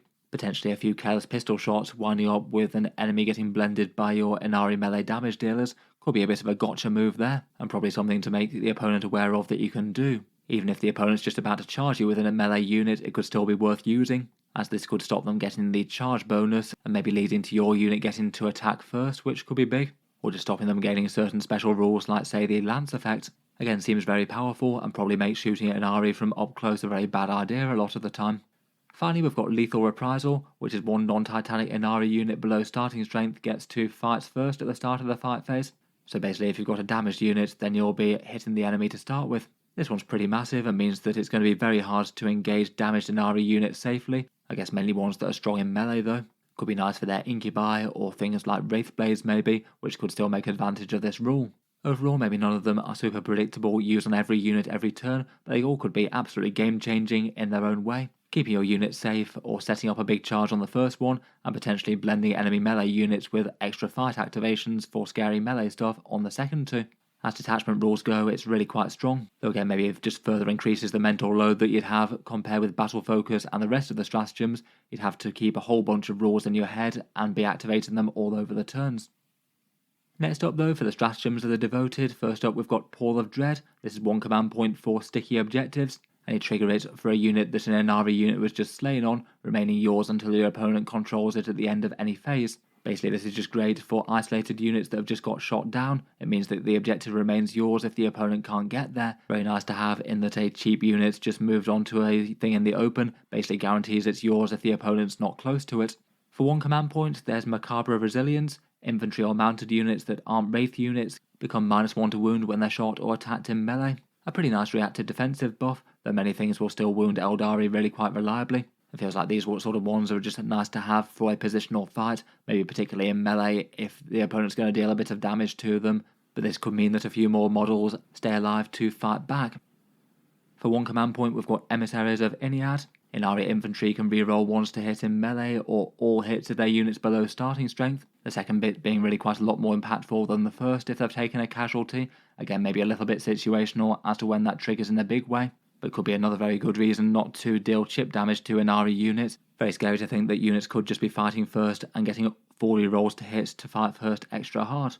For one command point, Death Answers Death is a scary reactive shooting one. At the end of the enemy shooting phase, one non-Wraith Ynnari unit that lost a model can shoot as if it were your shooting phase, so provided again the enemy does some chip damage, it could be some very free unrestricted shooting, though you do have to wait until the opponent's finished all their shooting, so they could have multiple different units all line up to kill your infantry damage dealers perhaps, so again unless they caught unawares and forget the existence of this, it might not trigger in a massive way. If you can ever do something to cut down something that's about to charge though, that could be a really big swing in the game, and potentially you could even have this combo with Battle Shock, maybe use the Fade Back to actually gain better lines of sight for your unit, if it's safe to do so, and it means that you'll be able to use this extra well. For one command point, there's Soul Sight. This one gives you lethal hits and ignores cover for any Ynnari unit when shooting. Not many things have lethal hits for the Aeldari anymore, so this one's really quite a nice shooting buff. Feels great for Dire Avengers in particular with their mass shuriken catapults. They don't have lethal hits but have yet more shots, and it means that between lethal hits and ignores cover, they'd be just murdering through most things. Finally, for 2 CP, we've got Parting the Veil. This one's Fights on Death if you haven't already fought for any Ynnari unit. A big 2 command points, so really quite expensive and won't always be an option, but when it does, and it's a scary melee unit that can actually fight well, this could be really quite strong. Then for the enhancements, there's 4 different ones, one each for a Farseer and Warlock, and Archon and Succubus. The Farseer one gets a boosted Devastating Wounds Eldritch Storm shooting attack with Gaze of Ynnead, listed at 30 points, which is a bit expensive for that really, but certainly a fun damage boost, and could be a lot better if it's far cheaper. Storm of Whispers is 10 points, a Warlock model when shooting forces the enemy to take a Battle Shock test after it's done so. kind of limited value in your own turn, though occasionally could help out with denying some stratagems, I suppose. Borrowed Vigor is 15 points, and an Archon gets +2 attacks to their melee weapons, so that means 7 attacks with their damage to Hossblade with an anti-infantry 3+. It's not enormous, and it's a bit target specific, but also not terrible. And finally there's Morbid Might for 30 points. A succubus can reroll wound rolls in melee, but it's for the bearer only. For some reason this one's listed as a big 30 points, which is far too much for that with only damage 1 attacks, so again hopefully that comes down significantly. Overall, I wouldn't say that the enhancements look very good on the face of it. I guess the focus might well be on the epic heroes anyway. But overall, again, I still think there's enough to make the Ynnari army really quite interesting, even if things have changed massively since the index. The army's extra movement tricks and shenanigans with those lethal detachment rules, I think really live up to their name, and each one of those could produce absolutely game-changing swings. The fire at the end of the shooting phase one could be really big, the damage and melee one is quite nice, and the lethal hits and ignores cover when shooting is actually genuinely a really powerful damage boost, and could make big units of shurikens look good. Overall, broadly feels like really quite a strong detachment to me, and even if you don't have quite as many Drukhari units to access, the ones that you do have still add some more options. Incubi could be interesting enough, maybe headed up by Ivrain or the Vizark or both. Overall, broadly speaking, I feel like they've done fairly well with the Aeldari detachments. I feel like it's a pretty good idea to give them a generous amount of them, particularly having to satisfy the sub-armies of the Ynnari and the Harlequins as well. But just in general, they are a big army that has quite a lot of strong themes for them. To be honest, I feel like most of them have some really strong draws to them in one way or the other. The Warhost has more movement shenanigans and not quite as much hitting power as it did, but is very general purpose, choosing the right datasheets for the right jobs. The Guardian Battlehost I think is interesting, though maybe a little limited in the datasheets it applies to, and I feel like if you wanted to go heavy on Dire Avengers, then the Aspect Host might still be better. That one looks like a very interesting one, just given direct damage boosts to some of the most dangerous and interesting datasheets. For Spirit Conclave, I feel like teleporting Eldari infantry just to start with is a really big draw, never mind the other stuff and free stratagems. Windrider Host maybe feels like the place to try and make Shining Spears work if you want to, though I kind of wonder if the Jetbike Datasheets might be a little limited to achieve its purposes.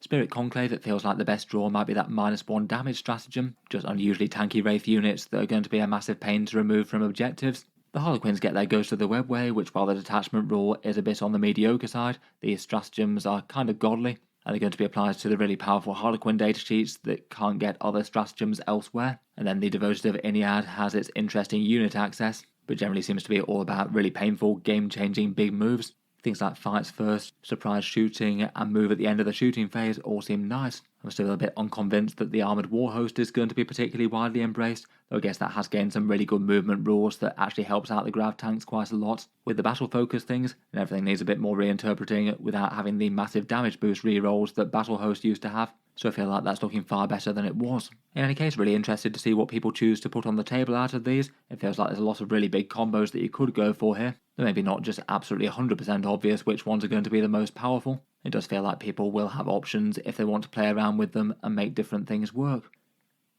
That's only half the story though, because besides all the detachments we've also got the datasheets, and as mentioned earlier it feels like they really went to town on the Aeldari ones. Just about every unit has had some sort of major rewrite, whether it's weapon profiles, extra gear, or new special rules, partly thanks to a new crop of Aspect Warrior models. Unfortunately there have been a fair few datasheets removed from the Codex, aside from the Ynnari units that I mentioned that we've lost access to. The ones that are gone from the book are Karandras, the Autarch Skyrunner, Illic Nightspear, Prince Iriel of Ayandin, and the Warlock Skyrunner Conclave. The Skyrunner Conclave is maybe just kind of consolidated though, and it's basically just merged with the previous Skyrunner datasheet, so you just get one with the option to field 1 or 2 as opposed to 1, 2 or 3 now. Always going to be annoying when Games Workshop removes units from the game, particularly when they could have just kept them in the Codex and just waited until they got around to releasing a model. It feels like maybe one of the most unnecessary removals is Karandras, the Phoenix Lord of the Striking Scorpions. It seems likely that they'll get round to releasing his model at some point, maybe for an individual release for a future codex, particularly given that they've redone the Striking Scorpions. Otherwise, the Autarch Skyrunner had a resin kit, and it's kind of a sad one to lose for being able to lead things like Shining Spears. He would be a nice one to add back in at some stage. Illic's not going to be able to provide lone operative rangers anymore, and Prince Iriel of Ayandin was a really big Corsair character figure, and again feels right for an individual model release at some point. Unfortunately, it could be many years of Legends, but I feel like there's a pretty reasonable chance Karandras, Iriel and the Skyrunner all return in due course. Finally, probably just worth mentioning the Forge World Imperial armor units that are going to Legends. Things like the Shadow Spectres and Hornets will be missed in particular, along with a whole bunch of Grav Tank variants. It's very likely just going to be the Titan class units that remain, so the Phantom and the Revenant there. as has been the case for the 10th edition armies before now. A lot of these are kind of disappointing, though not really too unexpected for Games Workshop's patterns in 10th. It has been an addition of consolidation, with most things not having a plastic kit getting cut. On the flip side, despite a few units being retired, there are more datasheets in the Codex than ever. The main new added one that's actually interesting is Lhykhis, the Whispering Web. Getting a Phoenix Lord for the Warp Spiders is really cool. Lots of people are looking forward to picking up her model, I think. I think Games Workshop did really well with it, and looks like she's got some fun rules. It does seem an odd decision, though, to bring out one for her and leave off Karandras, though, particularly given that he was one of the more popular ones as they go. Otherwise, there's technically some datasheets added via separating out the support weapon batteries and the Wraith Knight, both things that make a lot of sense from Games Workshop's points per wargear stuff. It meant the support weapon batteries were being costed all for the powerful D-cannon, and now it means they can have different points costs. And I guess in theory it also means that you could field up to 9 of them if you wanted to have an Eldari gun line. The Wraith Knight's also being separated out, with one option for the Ghostglaive version and one option for the dual ranged one. Again, something that seems sensible given that the Ghostglaive just got overshadowed otherwise. Seems sensible for the 10th edition way of doing things that could have equally been done by just having split wargear costs on that guy. Otherwise, as mentioned, there's the Drukhari units added in for the Ynnari that we've talked through once already. They bulk out the Codex quite a lot and are just basically reprints of the Drukhari ones bar a few small changes. And bear in mind when talking through datasheets that the points costs are printed in the Codex, but they also aren't final. Games Workshop tends to release a digital download for these in the near future after the book comes out, and these tend to be coming out sometime within the next 2 weeks following the Codex going up for pre-order. Either units staying kind of similar to their digital points for the most part, or getting tweaks depending on their new rules or detachment options. In general, I feel like Games Workshop tend to do at least an okay job of wiggling points up and down over time so that most things get to be usable. And even when they release their first points for the Codex, they very much won't be set in stone, and balance passes will change things after that. As a result, I really wouldn't pay too much attention to the points cost printed in the books. Often they tend to be at least fairly close for things like enhancements, though even they can vary. And I'll certainly look forward to covering the points cost for the Eldari once we get them, as then we'll have a bit more idea as to which things are looking stronger or weaker, at least initially. Otherwise, just for Eldar datasheets in general, there's a few general broad themes. As we know, there's the new keyword for the Azayani for the Craftworld style units. Everything's had Strands of Fate replaced with Battle Focus, and things like Aspect Warriors have gained those relevant keywords. For Battle Line units, it's the Guardian Defenders and Storm Guardians, and the Corsair Void Reavers. Things like Rangers and Dire Avengers are still considered more sort of elite style choices now. Though certain things get Battle Line in different detachments, as we've already talked about, and the Ynnari Witches and Cabalites also have the tag too. Just in general for the Eldar, as normal, most Eldari tend to be really quite fragile, really quite easy to kill for the points cost, with toughness 3 and 1 wounds being their standard stat line. Even chunkier stuff like their grav tanks are easier to kill than their peers of other factions. They do move very fast though, and certainly even more so with battle focus. Base infantry movement tends to be 7 inches, and many grav tanks move a big 14, never mind the fact that you can do the extra 2 inches whenever you need to. The Aspect Warriors have a few of their own themes as well, hitting on a 3+ with 5+ invulnerable saves, and now for all the new ones, the Exarchs all have 3 different choices of war gear, which is pretty fun. They have some pretty powerful options there, and often boosted versions of their generic weapons too. Eldari leadership is 6+ for their fighting elites, but the Guardian style units have generally swapped to a 7+, so they've dropped down a bit there. Maybe not the worst for the citizen soldiers to try and keep Battle Shock a little bit more relevant in general. Wraith units generally hit on a 4+ unless they're near to a Psyker and have good toughness and 2+ saves. You also get leadership 8+ unless they're somewhat near a Psyker now. And there have been a few just general changes throughout the army. Perhaps in particular for guns, the Shuriken cannons have all gained lethal hits instead of sustained hits, and scatter lasers have been buffed with sustained hits 1, so they're really going to be spamming out the anti-infantry fire now. Let's jump into the rules properly though, and first up we have the new datasheet for Lhykhis, the Whispering Web. I thought we'd talk about her first as the most obvious new one, and then go through the army in turn, go for infantry units and then aspect warriors with Phoenix Lords, then jetbikes, then vehicles, then character units, and then finish off with all the Harlequin stuff and then all the Ynnari. Quite a lot to get through. In the Codex, Lhykhis is listed at 120 points and has the standard Phoenix Lord stat line, which is toughness 3 with a 2+ save and 5 wounds. She moves 12 inches with her warp jump generator, has the fly keyword, and like the rest of the Phoenix Lords is an epic hero, so you can only field one of them, and has the aspect warrior keyword to work with that detachment. As you'd expect, she can only lead warp spiders, and when she does so, she's got a bunch of dangerous weapons. The Brood Twain monofilament projectors that she gets are strength 6, AP -1 and damage 2, with d6+3 attacks with ignored cover and twin linked. So that's really quite a punchy torrent weapon that's going to shred enemy lighter infantry. And then in melee she strikes at 5 attacks, strength 6, AB 2, damage 2 with lethal hits, with a bunch of extra attack lethal hits from the spider's fangs as well. Overall pretty nasty general purpose melee. She's only really going to be all that great against sort of medium infantry type things, but given a bunch of lethal hits and twin linked, at least she'll be able to chip in something against tougher stuff. Her special rules really feel like the thing that sets her apart though. Empiric Ambush means that you can charge in a turn in which her warp spider unit flicker jumped, which is kind of crazy in itself, a 24-inch move and then shoot with all those profiles and then charge. Massive potential for just straight up kills and also disruption too. Feels like a kind of hard one to balance even if she does cost a lot of points. And secondly, she's got a Whispering Web special rule, which after shooting you get to nominate one unit hit by her attacks, and until the end of the turn, Aeldari units get critical hits on a 5+ when they target them. This one's nice enough by triggering her own lethal hits in melee, but also on top of that could just be a massive synergy thing as well. Say in the Aspect host you can have your ranged aspects gain sustained and lethal hits, so you could get all of that on a 5+ for them, and set up some fairly cataclysmic shooting with some dire Avengers or something. Overall, between good synergy, a very powerful special rule, and some good general purpose melee, it looks like she's going to be strong. Obviously final points cost could change things, and she definitely could get nerfed if she is seen as overpowered, but at least her datasheet rules are really interesting, and she has the potential to be a real boon to the warp spiders. Moving on to more general infantry units though, and first up we have the Guardian Defenders. The standard battle line of the Craftworld, move 7 inches, toughness 3 with a 4+ save and OC 2. Previously they cost 100 points, and they're armed with the Shuriken Catapult, which remains at its 2 shots at strength 4, AP 1, damage 1, and they also get the Grav platform in the unit for a single Aeldari heavy weapon. Often that's been a Bright Lance in the past due to the Battlehost rerolls making it so good, maybe just a little bit more choice as to what you go for now, though the Bright Lance still looks tempting. They do have some of the Aeldari heavy weapon changes with the lethal hit Shuriken Cannon and the sustained hit Scatter Laser. Otherwise for changes for them, they've got leadership 7 rather than 6 as mentioned, and due to their previous special rule revolving around the Fate dice, instead they've got a new one of those. Instead they get Fleet of Foot, which means that if the unit gets shot they can use that Fade Back Agile Maneuver for free, so d6+1 free movement when they get shot I guess. Definitely doesn't hurt for an objective grabbing unit, and when they do that they don't even consume it, so other units can still do that Agile Maneuver this phase. It does feel like they might be a little bit less critical though without the Fate dice generation, and with Farseers not being quite so important to have protected as before. Hopefully that might see them come down in cost. I guess they have the potential to be a fairly central unit in the Guardian battle host.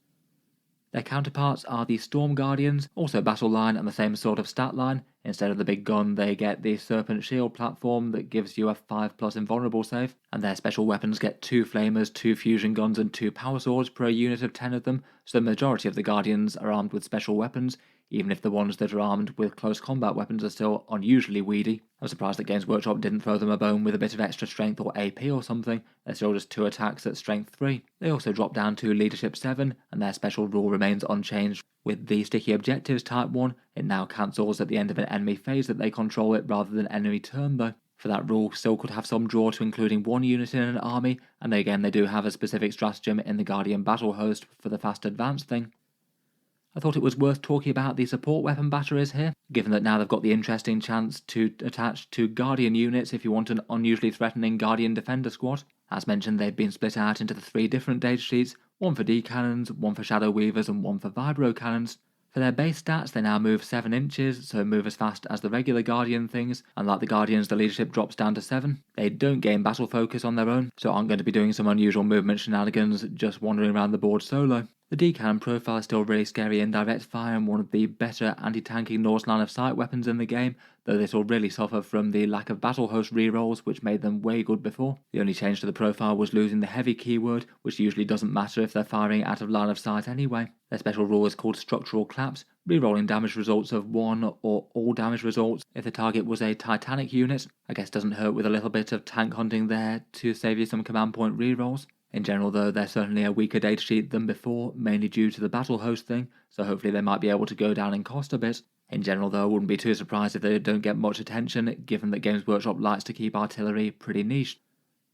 Otherwise, for the 2 other options, the Shadow Weaver will now have its individual datasheet, so hopefully this and the Vibro Cannon can cost a lot less than the D-Cannon. Their guns just aren't anywhere near as strong. The Shadow Weaver is fairly similar, like the other monofilament weapons, it drops the devastating wounds, and instead gets AP-1, which feels like it's a bit worse for indirect fire weapons, though it still does have the potential to cause some mortal wounds, as its monofilament snare ability basically marks one enemy unit that it hit, and when they move you roll 1d6 for each model, and they take a mortal wound for each one that they roll when they move. Depending on the eventual cost, it could be some alright anti-infantry artillery, though again, unless Games Workshop surprises us, it's probably going to be kept niche for the points for the value. Finally, for the chunky support weapons, we've got the Vibro Cannon. This one again loses heavy on its profile, but gains strength 9, so a little bit punchier on the base gun. This one gets a return to form of its special rule with its sonic destruction. Basically, they get better the more that you fire at the target. If they've already been hit by a Vibro Cannon this turn, then the next one that you fire gets a +1 strength, AP1 and damage boost, and potentially a second set of the buff if all three have been targeted at the same thing. Means that the last one could be spectacularly shooty with strength 11, AP3 and damage 4, but it does mean that if you lose even one cannon platform, then you lose the best shooting really quickly. Feels kind of unlikely to be particularly strong unless they get a very cheap points cost, but in any case should be a little bit less overshadowed by the D cannon, presuming they're cheaper than that. Next up we've got the Rangers, which pre-codex were 55 points per 5. Cheapish infiltrators with stealth and a 5+ invulnerable save against enemy shooting. They have their Ranger long rifles for a bunch of precision shots with strength 4, AP1 and damage 2, potentially hitting on 2s with their heavy keyword if they're static. I feel like maybe Games Workshop could have given them AP-2, quite a lot of other sniper rifles get that. In any case, they can be nice infiltrators to screen the midboard and a fairly expendable unit for Aeldari. If anything catches up with them, they're probably going to die quite quickly, but they still do have their reactive move rule where they get to move d6 inches if the enemy comes close to them. That could at least make them a little bit harder to catch up with. The only change that they got in their datasheet was Leadership 7, so I guess if you liked them before, you'll like them now, though their base damage output will be lower without a couple of inbuilt rerolls. Next up, we've got the Corsair units. Pre-codex, the Void Reavers were 60 for 5 of them, or 120 per 10, and I guess they won't have any Prince Iriel to lead them anymore. They've basically got the same sort of stat line as the Guardians, but fight with shuriken rifles, so rapid fire to 24 inches, as opposed to 2 shots to 18, and then take a whole clutch of special weapons, including some fun stuff like a Wraith Cannon. It seems that these guys don't get battle focus for whatever reason. I don't know if that's deliberate or not, but it seems like they're left out. Instead, they just have the Scout 7 inches rule as they had before. For their weapon profiles, they got a few changes general to other things in the codex. Shuriken Cannon lethal hits, Euro Disruptor becomes AP2, which is nice for Harlequins, and the Wraith Cannon loses devastating wounds but does have d6+1 damage. Their special rule is rerolling hit rolls of 1 against enemy units, or if they're on objective markers, rerolling all hit rolls altogether. I feel like they've often been maybe in a slightly awkward place as Eldar go, just not really quite having the threats to be out and out damage dealers, but not being super cheap either. It's hard to imagine them being massively stand out in the new book compared with all the fancy aspect warriors and stuff. Otherwise, there's the elite version of the unit as well, the Corsair Void Guard. These are the ones that basically get similar sort of war gear plus a few extra bits, and they get the option of their specialist things, which seem to have largely stayed the same, ignoring a failed save per turn, an Executioner Psyche attack with anti-infantry 2+, and some Hekatari blades from a close combat specialist. They get +1 attack compared with the Void Reavers if they take the Power Sword loadout, and they can take a foul shoe for ignore cover for their bird spotting the way somehow. They generally feel like the squad to take in a big unit of 10 of them to gain access to those fun specialists and make the buffs go further, though again they're a bit of a weird general purpose unit.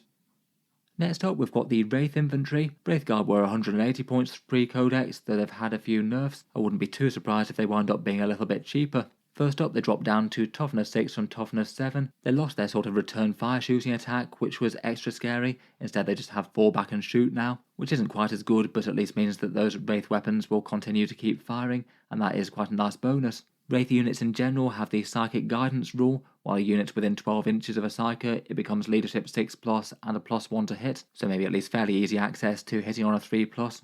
And bear in mind that their leadership's dropped down to 8 now if they're not near Psykers, so they're going to be odds on to fail Battle Shock if they need to take a test, and Psykers aren't nearby to guide them. Spirit Seers can't lead the unit anymore. They're sort of like Tech Marines standing nearby with a lone operative equivalent rule, and they have other buffs as well. Finally, for their actual damage profile, the Wraith Cannon, as mentioned, lost devastating wounds but gained extra damage, so maybe a bit of a side grade there. That profile definitely missed the Battlehost rerolls as well, so that's going to be a downgrade on damage too. And the D-sides were changed. Previously they had higher strength but didn't auto-hit. Now they've become torrent weapons, so they are pretty much flamed again, and all at strength 7 AP3, and that's actually pretty massive. It looks like these guys will have some serious Overwatch on the go if you take those. It's unusual to get that many torrent weapons that are quite that punchy. Finally, you can only take them in units of 5 now, the same as the Wraith Blades. I feel like Games Workshop have often been limiting the scope of big units that you can take to limit huge synergy options, as they often did tend to be a sort of 10 or none style unit before, even with the changed points cost. Overall, definitely a fair few downgrades, though I'd bear in mind that if their points costs come down, they could actually be way better than before for all we know.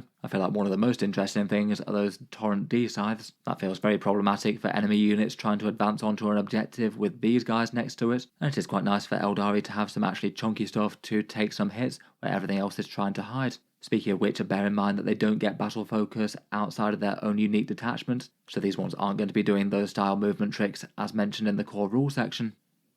Otherwise, for their Wraithblade counterparts, previously they were a little bit cheaper than the Wraithguard. If anything, they've had a couple of buffs though besides the generic changes. They're also down to Toughness 6 and Leadership 8, but for the improvements that they got, they've got Ghost Swords going up to 5 attacks at Strength 5 Damage 2 now, where previously they were Damage 1 but higher Strength. Overall, gaining the damage on those feels like a big improvement, and you might actually consider using those rather than the Ghost Axe and Shield, which was pretty much the guaranteed choice before. Otherwise, their Fights on Death rule got improved, going off on a 3+ now rather than a 4+, and feels like they could be interesting along with the Wraith Host. Getting -1 damage is nice, and they could also make great use of that precision on critical wounds, particularly if they use that devastating wound stratagem. Hopefully they wind up being fairly solid. They will be in the new Combat Patrol box set. Next up, let's get into the Aspect Warriors, and I thought we'd talk through each aspect in turn along with the Phoenix Lord, if they still have one. Dire Avengers pre-Codex were 70 points. They're the boys in blue with the boosted Shuriken catapults, basically just getting flatly twice the fire of the Guardians with the assault keyword. 4 shots each now with strength 4, AP 1, damage 1, though they have lost the lethal hits. It does mean that they're going to be far punchier in armies like Ynnari or the Aspect Host, where they can get it back for a stratagem. Otherwise, the Exarch can take some fancy melee gear, and he did get some changes to the Dire Sword and Power Glaive profiles, though I guess if you are just going with his primary purpose, you might just take the extra Shuriken catapults. Otherwise, for special rule changes, they no longer have their scary boosted Overwatch, but instead have sustained hits 1 when targeting an enemy within half range. That will mean even more Shuriken fire hitting the enemy, though it does mean that they'd have to get really quite close at 9 inches there. Might not be the easiest to deliver them into. And finally, each one of the Aspect Warriors gets an Aspect Shrine token. Once per battle, that means that you can flip a dice to an unmodified 6. That could be quite nice for an automatic guaranteed hit or wound, though you can also expend them for, say, getting double dipping on the buffs from the Aspect Host detachment. Overall, still seems like a pretty scary profile, particularly with the extra shot. I think they will be a lot better in the detachments that can give them lethal hits though, as that's what made them a bit more general purpose before. They get on very well with the War Walker as well to hand out some extra AP to help them out.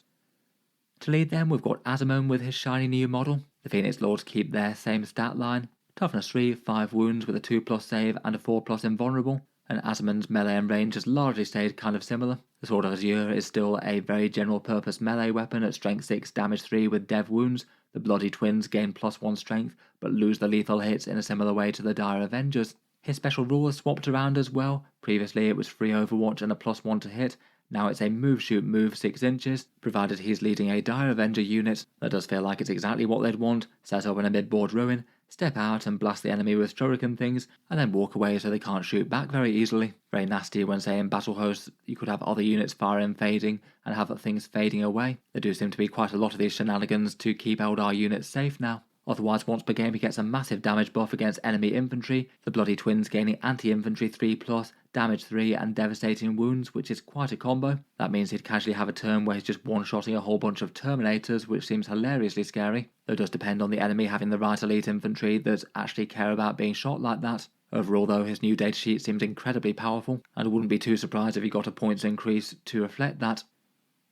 Next up, we've got the Striking Scorpions, who, while they're lacking a Phoenix Lord now, have actually got a massive amount of datasheet changes. Previously they were just Infiltrators, but now they've gained both Scouts and Stealth. Scouts with Infiltrators is particularly nice, given that you can know whether or not you've got first turn, and potentially set them up for easy first turn charges or hide them safe. A really nice advantage there, and Stealth will help them keep safe against ranged attacks a touch. Otherwise, Mandiblasters is just the unit rule, so critical hits on a 5+ if they made a charge, and that'll trigger some sustained hits for their chainswords. The chainswords have been swapped around a bit, so that they now have AP -1, so they're a bit more punchy in close combat. Otherwise, the Biting Blade got a profile rewrite, 4 attacks at strength 5, AP 3 with sustained hits and damage 1. The Scorpion's Claw changed too, it's just 3 attacks at strength 8, AP 2 and damage 2.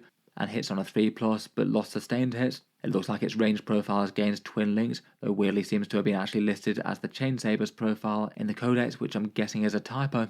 Finally, I've listed the Chainsabers profile separately down there. This one's if you give the Exarch dual chainswords, and it gives you 5 attacks at strength 4, AP 1, damage 1 with sustained hits and twin linked. Overall, that's not really good enough to outweigh either the biting blade or the claw in my opinion though. Overall, a whole bunch of changes. Gaining scouts and AP-1 general chainswords are both really big ones, though it does mean with datasheet improvements they might go up in points cost, which wouldn't be the most helpful to their role, as being cheap infiltrators was a really good use for them.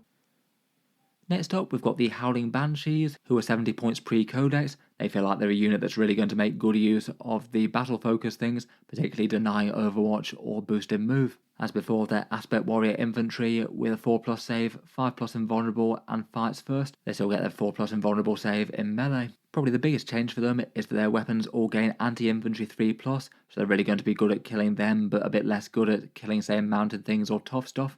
And for these girls, just about every single weapon profile has been rewritten in a really big way. The standard Banshee blades are now strength 4, AP 2 and damage 2, and everything hits on a 2+ as well. But the standard Banshee blades only get 2 attacks, so that's 8 attacks per unit hitting on a 2, wounding infantry on 3s with 2 damage, very different to before. Otherwise, the Exarch weapons all have anti-infantry 3+ as well. There's the Triskel for extra damage 1 attacks, though I feel like the other 2 are better. The Mirror Swords basically become just a Banshee blade with an extra 2 attacks now. And the Executioner is a mid-profile with 3 attacks at strength 6, AP 3 and damage 3. I feel like that one could be the one to go for.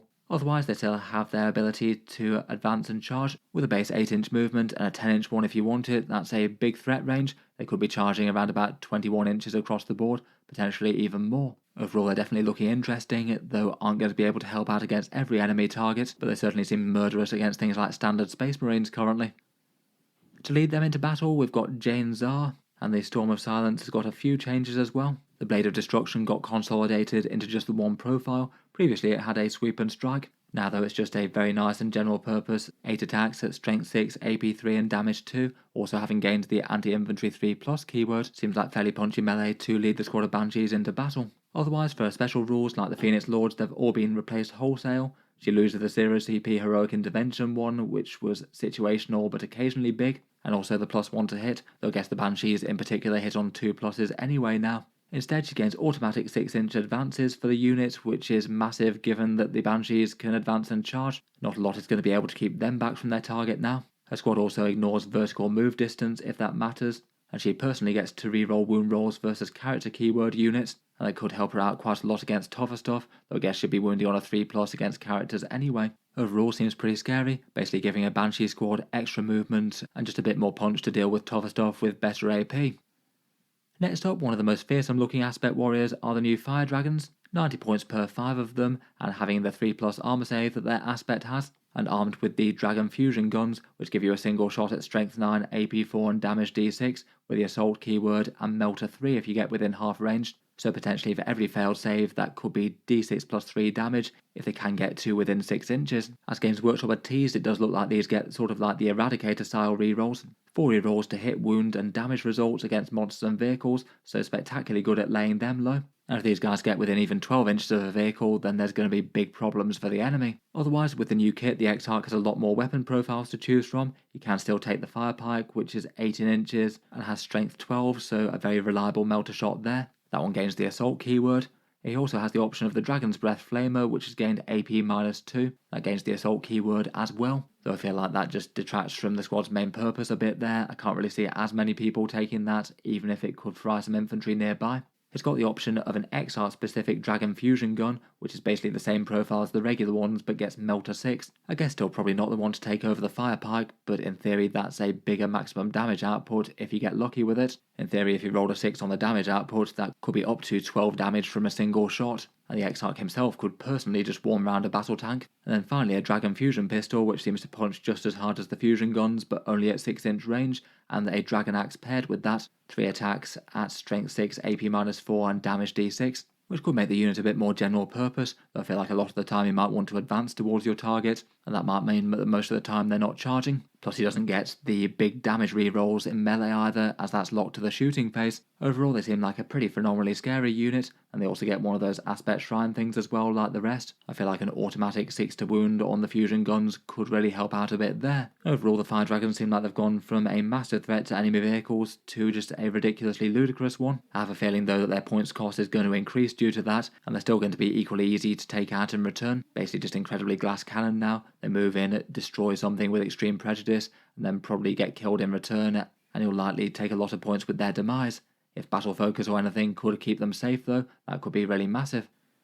To lead them into battle, there's Fugan the Burning Lance, also with a shiny and well-received new model. It looks like the Lhykhis datasheet changes that we saw for him were indeed accurate. He gets Assault on both profiles now, and the Seer Song smaller profile gets Sustained Hits 2 and Melter 1 on it as well. So the beam mode could be damage 3 up close and personal at 6 inches. He strikes with the Fire Axe in melee for a bunch of strength 5 and damage 3 attacks, so still a reasonable threat there to medium infantry. And his special rule for the Fire Dragons is giving you a plus 6 inch range to the melter weapons equipped by the unit, so he personally is going to get a massive 24 inches with his Seer Song Lance, and that means melter range within 12 with that big melter 6 profile. The Exarch's Firepie could love that as well, and regular Fire Dragons are going to get to shoot at 18 inches or get melter range within 9. If he's leading the unit as well, he personally will be able to take advantage of all of those anti-vehicle rerolls on both of those shooting profiles. Otherwise, for a special rule, he still gets his Revive on Death 1, or a 2+, he jumps up with his 4 wounds remaining the first time that he's slain. That caused him to be used just individually on his own in previous Eldar armies, though he isn't going to be able to plug automatic 6s into that scary Overwatch anymore. Overall, he's certainly looking fearsome in a squad of Fire Dragons. There may be a bit of potential that you might be just getting it into massive overkill against any one vehicle target a lot of the time.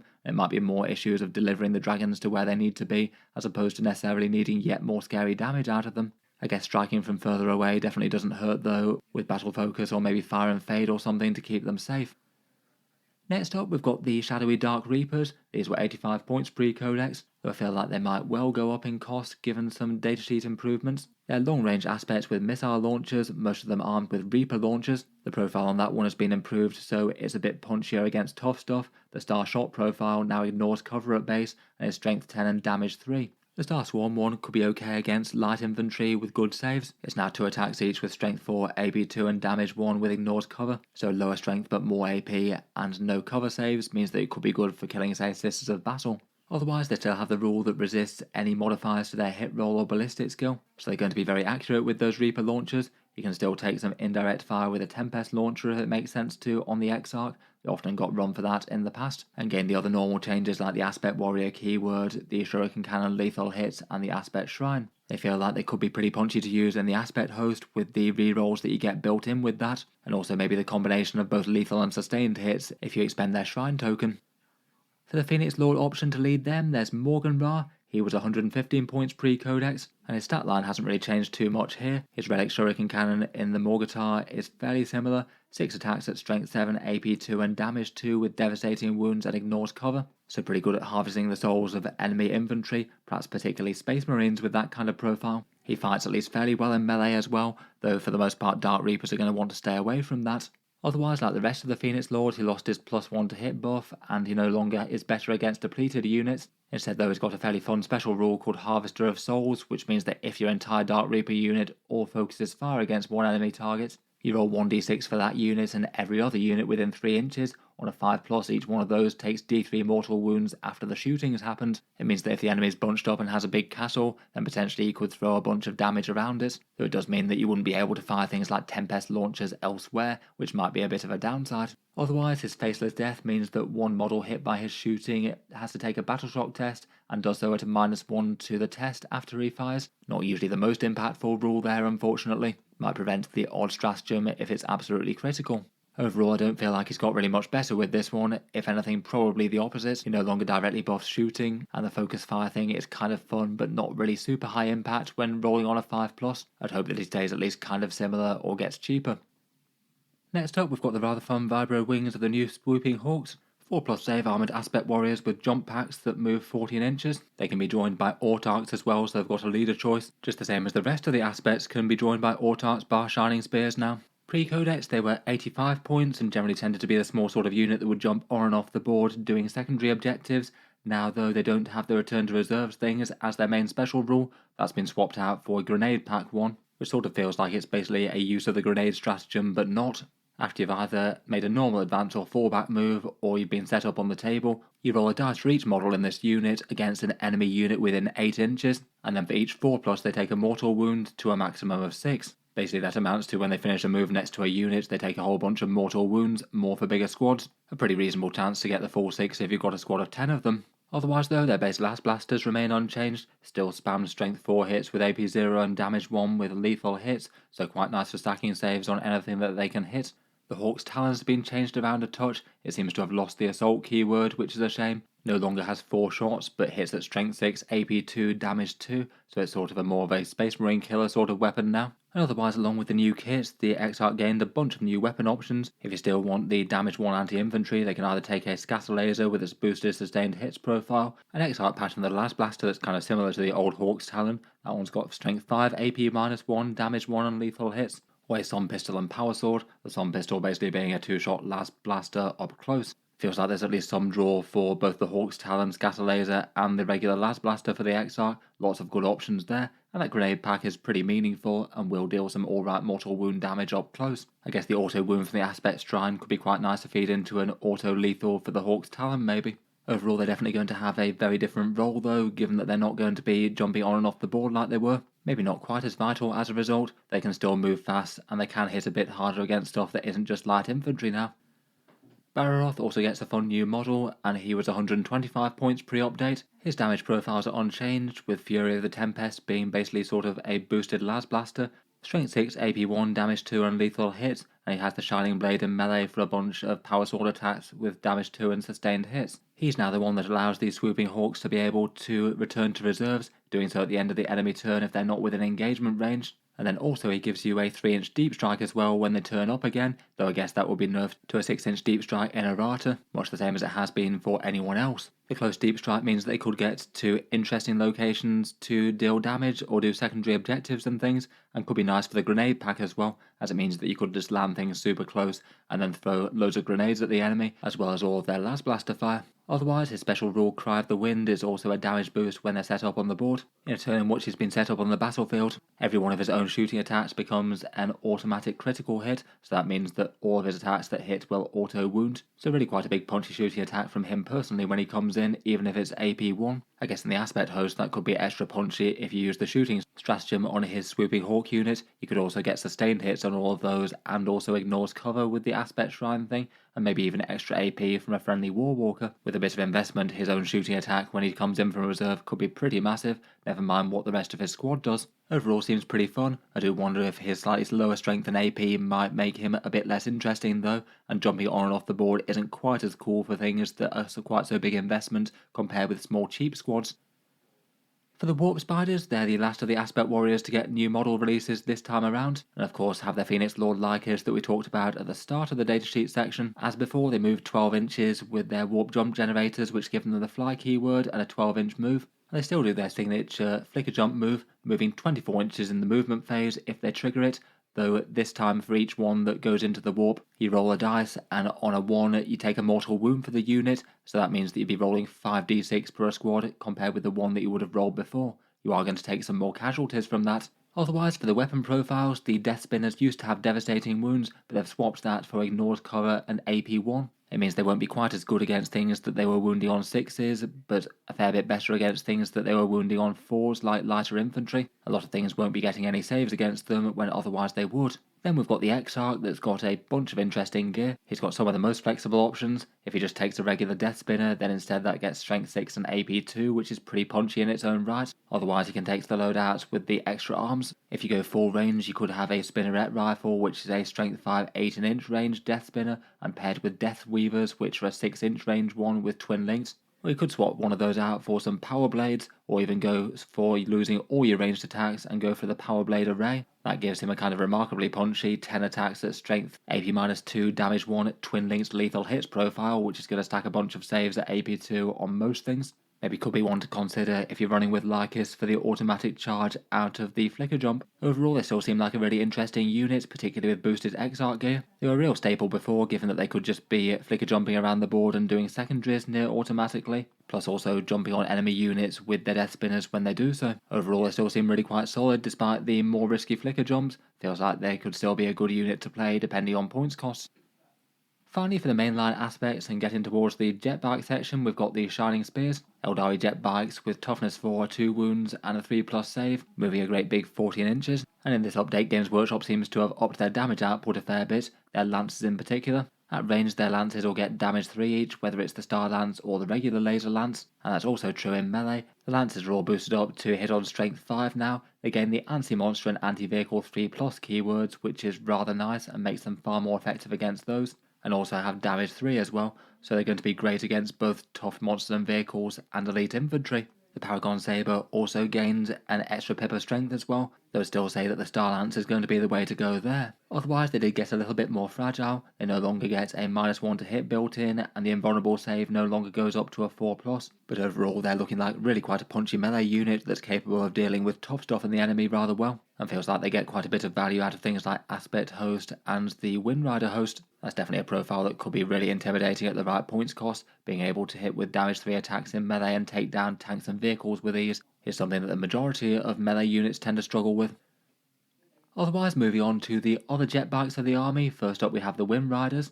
These were 80 points per 3 pre-update, now it looks like they're only going to be takeable in squads of 3 to 6, maybe not too unexpected given Games Workshop often tends to be limiting the big size squads in 40k at the moment. For their profile they've taken a couple of nerfs, down to a 4+ save, though seem to have gained a 6+ invulnerable save for some reason, and they have leadership 7 like the Guardians. They're generally going to be taking either the Shuriken Cannon or the Scatter Laser, the Shuriken Cannon with its lethal hits profile rather than sustained hits, and the Scatter Laser just being a bit punchier in general as that's gained sustained hits from nothing. Otherwise they haven't really changed too much, they still get to reroll hit rolls of 1 or all hit rolls against things on objective markers. Nice enough with a bunch of Shuriken Cannons which seem like fairly general purpose weapons right now. I guess particularly favoured by the Windrider host, and again as I've said with a few units, mass AP one-shots could be helped out by the Warwalkers. Getting a pip of extra AP is really big on the general purpose Shuriken Cannon profiles there.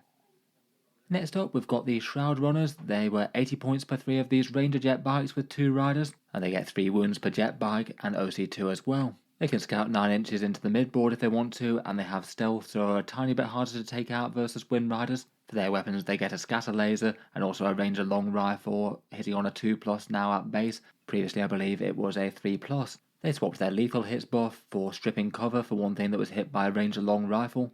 So they've basically taken the special rule of the Viper there. Again, if you're looking to stack a whole bunch of damage buffs against one thing, these guys could also be very nice for helping out any of the, say, AP-1 fire like Shuriken weapons. It doesn't really feel like it'd be very hard to hand out the debuff with the long rifle at good range. Again, could work in tandem with Warwalkers. They still put out a good amount of their own firepower to take down entire squads worth of 1 wound infantry, and could be a cheapish investment unit for running around doing secondaries and actions.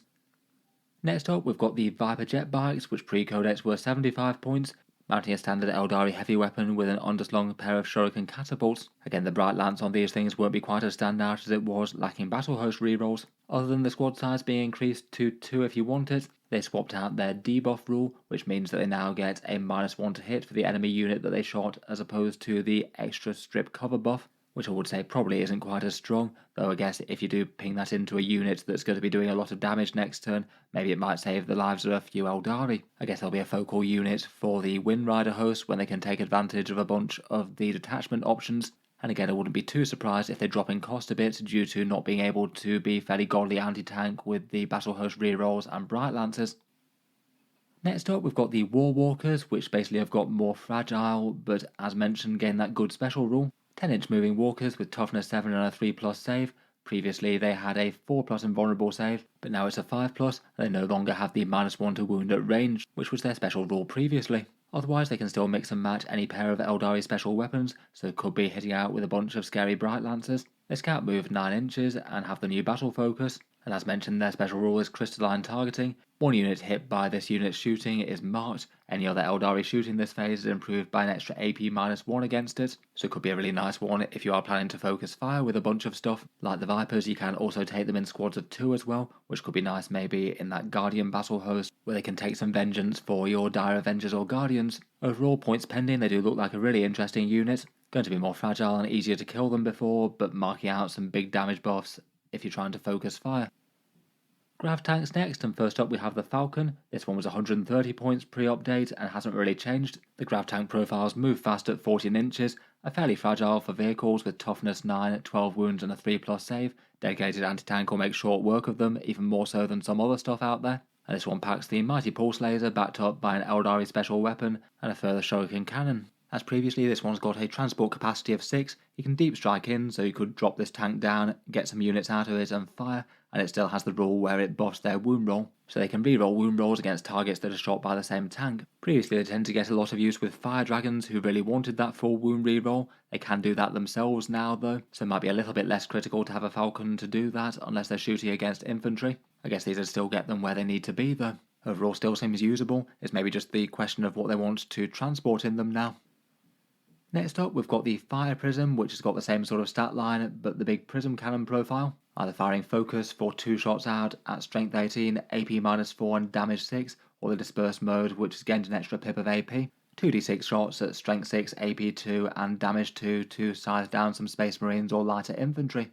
It still gets its crystal targeting matrix, which means that you get to reroll 1 hit roll and wound roll when it's making attacks. Far more relevant now Battlehost isn't a thing, and that means that you've got a pretty good chance of converting both of those prism cannon shots to successful wound rolls on your targets. The Fire Prism has had one nerf to its linked fire though, which was quite a significant one. You're still able to fire the Focus Lance profile that goes through another Fire Prism, so basically have one Fire Prism draw line of sight for a couple of others, but if you do that now, then the second Fire Prism shooting drops just to 1 shot, which is still going to be very scary and reliable with those rerolls built in, but it's still pretty much halving the damage output. It means that if you want to just fire massive anti-tank shooting from out of line of sight, it is going to be paying a big premium for the privilege, and a lot more incentive to actually get line of sight on your target, so more emphasis being placed on a direct fire tank, even if being able to zoom forward with a Fire Prism and draw lines of sight to things still could be powerful. Overall probably a little bit of a reduction in utility between losing some rerolls and the linked fire not being quite as good might mean that they get a small points cost compared with the big premium that they command at the moment though.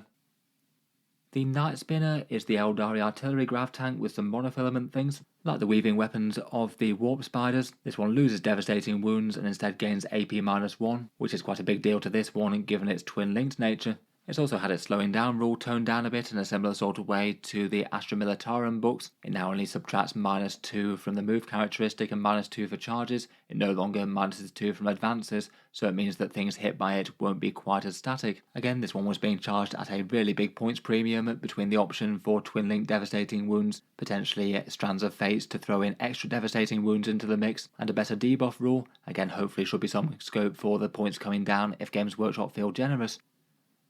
Finally, for the grav tank equivalent, we've got the Wave Serpent. This one's the transport of the faction and has a slightly boosted profile with 13 wounds and a 5+ invulnerable save. It can transport 12 models, not taking jump packs, and it can't transport Ynnari Drukhari units. They have to go in their own transport, and Wraith constructs take 2 slots. You get a twin-linked Aeldari heavy weapon on the top and a bonus Shuriken cannon underneath with the lethal hits rule now. And it swapped its special rule around a bit. Now it's -1 to wound with that Serpent shield against anything that's strength 10 or higher, rather than the mortal wound attack that it had previously.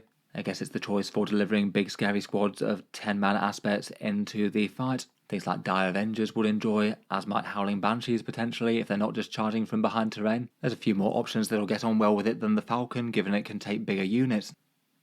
Let's talk about the bigger and stompier Wraith constructs next, and first up we have the Wraith Lord. Pre-Codex this was 145 points, and it mounts 2 Aeldari heavy weapons that hit on 4+ until buffed by Psychers, and also get the Ghostglaive, which has some fairly punchy either anti-attack or big sweep attacks. For profile changes it dropped down to toughness 10 from toughness 11, so a little bit less hardy than before, though it still has a 2+ save. It's got the same psychic guidance rule, which means that it gets +1 to hit and leadership 6+ if near a psyker, and otherwise it swapped its special rule around. Previously it was a fate dice one, so it was always going to change a bit. The new one actually seems pretty good to me though. You get to select a keyword at the start of the battle, either infantry mounted, monster or vehicle, and then the unit gets to reroll hit rolls and wound rolls of 1 against that target. So super easy if your opponent's going for all one category. It's going to have a nice time against Imperial Knights with rerolling hits and wounds against everything. Or the same if your opponent's got an infantry spam army. If it's taking a couple of Bright Lances, then that'll be a seriously punchy Wraith Lord.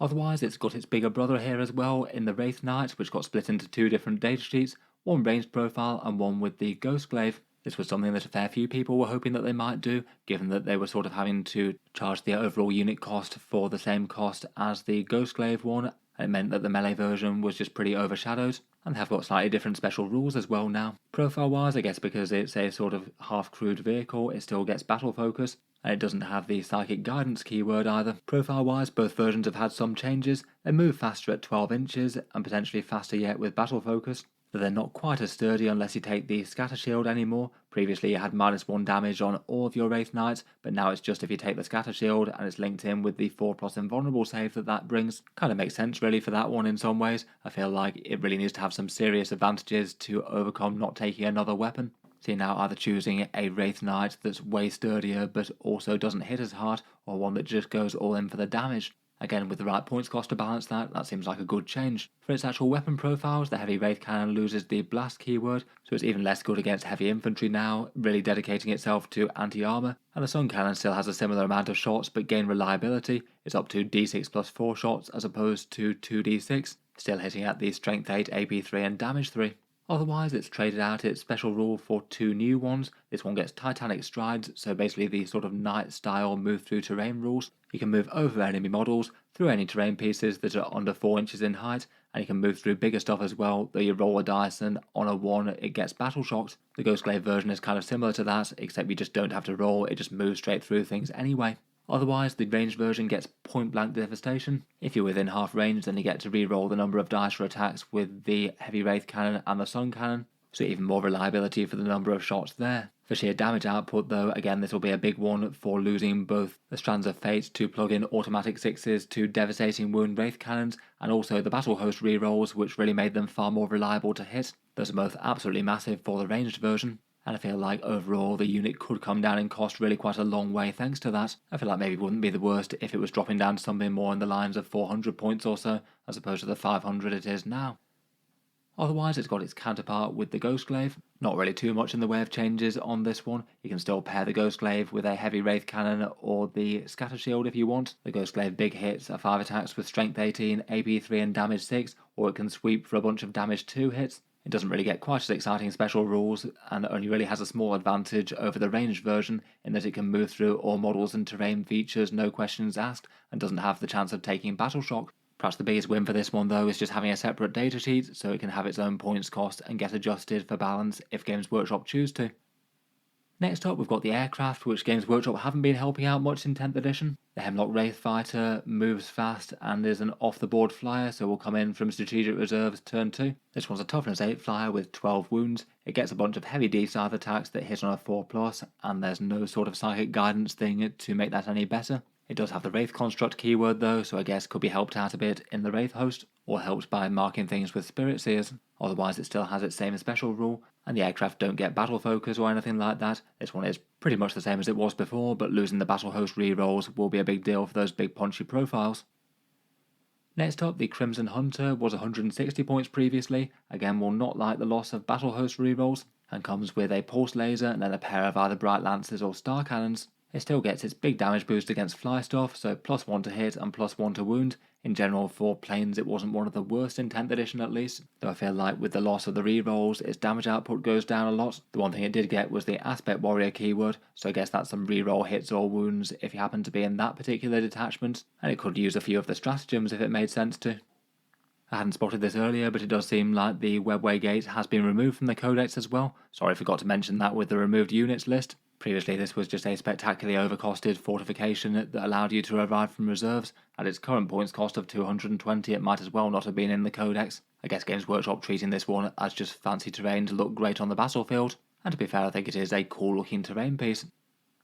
Otherwise though, let's get into the Aeldari characters, all the other ones left besides the Phoenix Lords, which I talked through with the Aspect Warriors. First up we've got the mighty Avatar of Cain itself. This was 335 points pre-Codex, and still looks like a bit of a powerhouse on the battlefield. Its toughness dropped to 11, though it still has the half damage rule, which will make it dead tough. The Wailing Doom got very slightly more scary in melee as well, going up to strength 16 and strength 8 for the two different profiles, so still hitting very hard indeed. Again, like just about anything with a big punchy profile, it'll miss the Battlehost rerolls. It also could be good with Strands of Fate for an automatic 6 to hit Overwatch with that Wailing Doom shooting. They can get some good boosts from the Aspect host, I suppose, and it could make some nice use of battle focus as well, with being able to have funny move things going on such a big scary model is pretty intimidating. Even just the extra move could be nice enough, and reactive moves to enemy firing could be really problematic too. It also gives you the +1 to advance and charge rolls made for Aeldari units nearby, so it amps up movement in its own way as well. The Farseers have had some really quite big changes given that they were heavily invested in the Fate dice system before. In general, their stat lines haven't changed. The regular one's still 4 wounds with a 4+ invulnerable save, getting its Eldritch Storm shooting attack, and some melee with damage 2 or 3 depending on Singing Spear or Witchblade. Most tend to go for the Spear given it gives you an extra shooting attack. I feel like the Farseer has been downgraded really quite a lot here. Previously he had a -1 to wound debuff, which was rather great for tough stuff, and Fate dice manipulation to throw extra 6s into units nearby. Now though, the Farseers get branching fates, it's only for his own unit, and swaps a dice to be an unmodified 6 to hit wound or damage for his own squad, doing so once per phase. Unfortunately it's not able to be used on support weapon models, but I believe that's just the big gun support weapons themselves, so it could still be applied to say the heavy weapon platform in a Guardian Defenders unit, so throw that into the Bright Lance I suppose. I guess that does make that a bit more reliable, meaning that you can just auto hit or auto wound if it even fails, and if it does hit and wound just natively, you could throw that into the 6 to damage. Otherwise, instead of the -1 to wound thing, you now have a +1 to hit for one marked target within 18 inches that it can see, so potentially means that your entire army can gain advantage of that when they all shoot one thing. But at the same time it does mean you need to expose the Farseer to be able to see that unit. It's definitely a nice enough damage boost and could help out the rest of the army's shooting or when they charge into melee, though I feel like having to get close makes it a fair bit clunkier. Overall I'd say that their datasheet rules aren't as good as they were before. That still makes Guardian Defenders hit extra hard with either their heavy weapon or their Storm Guardian fusion guns, and the guide does have the potential to affect a good bunch of Eldari models besides just its unit, even if I'd still say it's a downgrade. The way that Farseer is attached to Warlocks and things has changed a fair bit. It looks like if you want Warlocks in the same Guardian unit as the Farseer, the Conclave version has to join that, but you can't join a Warlock Conclave in its own right, weirdly. Otherwise we've got the Farseer Skyrunner. This one's the same Jetbike style profile as it had previously, also having twin shuriken catapults on top of the regular Farseer gear. Again, this one has the branching fates thing to apply to its own unit, though given it's just going to be leading Windriders, that's not going to be quite as big. They don't get big punchy anti-tank weapons. Otherwise, this one also gets a debuff with Misfortune, marking one enemy unit within 18 inches, and that unit is -1 to wound with all of its attacks until the start of your next command phase. I guess that could be pretty annoying if it applies to an enemy unit that was going to deal a whole bunch of damage. -1 to wound isn't always the biggest thing for Eldari stuff though, given that you'll often be wounding them on easy numbers anyway. Overall he just feels like a lot less use than the previous version. Eldrad Ulthran though feels like he's gone up in the world. He's the one who gets the free command point boost now. He's taken that off the Autarchs and you just get an extra 1 command point. That's at the start of your command phase. He still gets Doom and it's actually been improved a bit, and it feels like that means he's got the best supporting rule and also the best debuffing rule, marking one enemy unit that he can see within 18 inches for a +1 to wound whenever you make attacks against it until the start of your next command phase. You don't need to roll a 2+ for it just always triggers automatically, and it lasts a bit longer too, just in case you happen to deal more damage in the enemy turn. He can also still lead Warlock Conclaves in their own right as well. Otherwise, for his personal damage, he doesn't have so much. Mind War could potentially snipe characters, though it's a bit unreliable, and he's got a few Staff of Ulthamar attacks in close combat. In general, though, he looks like he's got pretty good support. The extra command points and Doom both are nice advantages.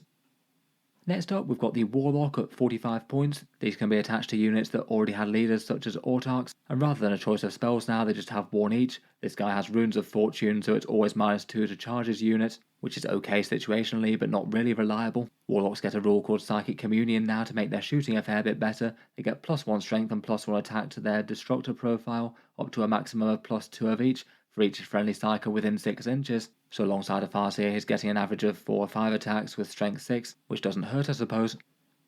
Otherwise for Warlocks, there's still the Skyrunner datasheet. This one's been sort of merged with the Conclave, and now it's either 1 to 2 models, but they can still act as leaders if you want to. When they're leading say a Windrider unit, the unit always gets ignored cover, which I feel like isn't the worst innate buff to have on a profile full of shuriken cannons, I guess, and they do bring a bit of close range firepower themselves with their own shuriken catapults and destructor profiles, which there if you fielded 2 of them I guess would both have that boosted profile. Finally, there's the on foot Warlock Conclave. This one again is 2 to 4 models, and they're also leaders once again that can join Guardian units, and they can join those along with a Farseer as well, so you could have 5 Seers in a unit, also potentially with an attached support weapon as well. So really quite a lot of threat all within one Guardian unit, though that would be very, very expensive indeed. Their special rule is Protect, so the unit gets -1 to wound if a Farseer is leading the unit, and I guess if they've got at least 3 of these guys, they'd all get Strength 7 and D6 plus 2 attacks on their Destructors, so quite a lot of flames up close. I feel like their points cost would have to be at least fairly cheap for these guys. They didn't really tend to see all that much play before. Finally, for the Asuryani Seers, we've got the Spirit Seer. Pre-Codex these were 65 points, but these changed quite a lot. Previously you could attach them to the various Wraith units, now unfortunately they have to stand awkwardly alongside, which I think is probably worse really. When they're within 3 inches of a Wraith construct they gain Lone Operative, kind of like Space Marine Tech Marines. Otherwise, for datasheet changes they gain Stealth, and now their buffs are that they can Spirit Mark something,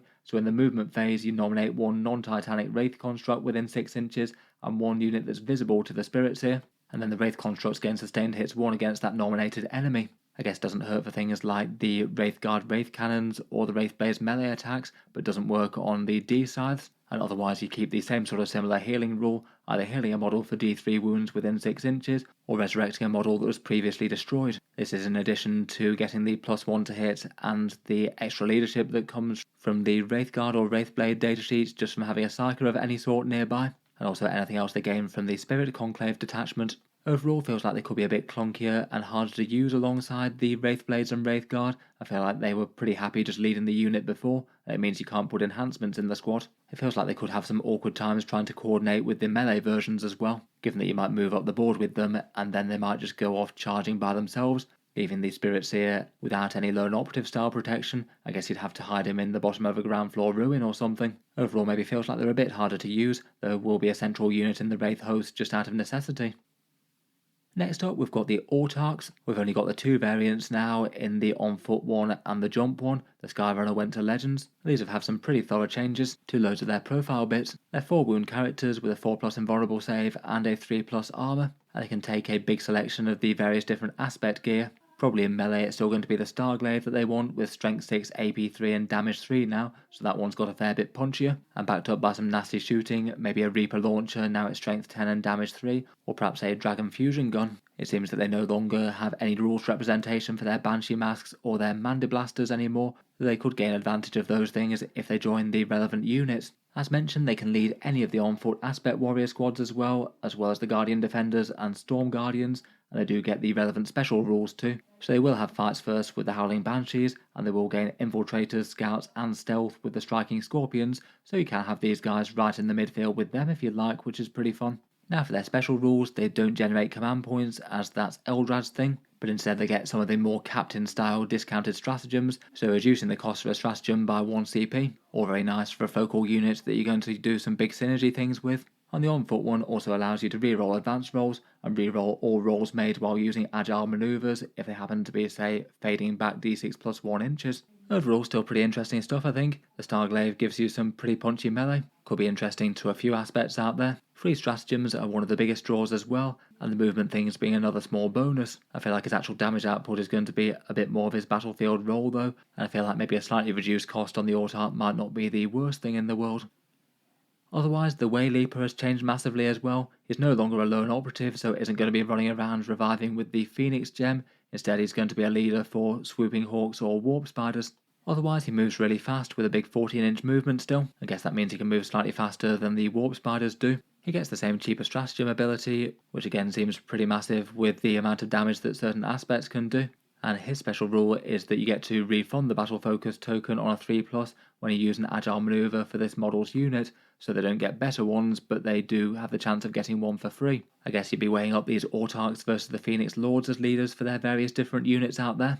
I feel like Lhykhis is definitely a lot more tempting for the Warp Spiders, though I'm sure will cost far more points. Now he's not a lone operative, I certainly don't think he'll be up at 115 points anymore. The Autarchs will be interesting to get enhancements into the Aspect Warrior units though, which previously you couldn't do, so a few more synergies with things like the Aspect Host, the Ynnari Detachment and the War Host too. With the rest of the Epic Heroes sent to Legends, that means that we've just got the Harlequins and the Ynnari sections of the Codex left to go. Their standard troop got a lot of improvements. Games Workshop may be deciding that the average player wasn't quite leaning up to the powerhouse force that they might be in the lore. Their stat line's still similar, and they get a 4+ invulnerable save, they get battle focus, which does mean they can access all those agile maneuvers, though don't have the Ynnead keyword, so as mentioned won't be able to make use of the vast majority of the stratagems and buffs for most detachments. They got really quite a lot better damage though. Neuro Disruptor pistols got an extra 2 AP, which makes them a lot more of a force to be reckoned with for lighter infantry. Fusion pistols went up to a big damage D6 from D3, which is a big jump, really punchy but close range. And their melee got a big glow up as well. They get devastating wounds automatically, they get +1 to wounds just all the time, not having to be on the charge. Their standard blades got an extra pip of AP, and with devastating wounds they'll often be the one to go for now. The special weapon is still interesting enough against certain defense profiles though, and if it makes more sense to, they can swap out the +1 to wound for either reroll hit rolls of 1 or -1 to hit for enemy units targeting them if they need to be a little bit tougher. Finally, flip belts also got a rollback as well, which means they can ignore vertical distance when they're measuring the distance they move. Potentially nice on certain battlefields with enclosed buildings, or trying to get to grips with enemies at the tops of ruins. Maybe a bit niche, but still kind of fun that they've got the option now. Overall, as it goes, they're still going to be a very threatening datasheet. They were 15 points before, and I wouldn't be too surprised if they went up a bit with inbuilt devastating wounds and other stuff. And as mentioned, look like they'd make great use of the stratagems in the Harlequin detachment, lots of which are really powerful on this sort of profile. Otherwise, the Harlequins also had their jetbikes. The Skyweavers were 105 points per 2 before. Their toughness 4 with 3 wounds and a 4+ invulnerable save, though they now got a -1 to hit the unit just built in, maybe stolen from the Shining Spears perhaps. That's instead of the sort of mortal wound flyby attack that they had previously. They either get a Skyweaver Haywire cannon or a Shuriken cannon. I feel like the majority of people were taking the Haywire ones before, but the Shuriken really isn't bad with lethal hits. And then choose between more shooting up close with the Star Bolus with D3 shots at strength 7, AP 2 and damage 2, or the Zephyrglaive, and that one got a glow up with 4 attacks at strength 6, AP 2 and damage 2 now. Previously it was strength 5 and AP 1, so significantly more fighting there. Overall generally look a little bit more exciting, slight improvements to their damage outputs with a couple of loadouts, and a bit tougher as well with the -1 to hit. For the Harlequin transport we've got the Starweaver. This one's pretty similar to how it was before. 6 wounds at toughness 6 with a 4+ invulnerable save. It transports 6 space clowns and gets 2 shuriken cannons, both of which get the lethal hits profile. Otherwise it still has firing decks if you want to blaze away with boosted fusion pistols and neuro disruptors out the top of it. And its special rule means that if at the end of the fight phase there's no models currently within it, you can get the Harlequins back into it. So it could be one way to get them out of trouble there. It does mean that you have to take some fairly small squads of them though. The Voidweaver got a pretty interesting change in that it's got sort of pseudo lone operative protection. Its polychromatic camouflage means that it can only be attacked at range if the enemy unit's within 18 inches, so not quite as good as lone operative, but not that far behind.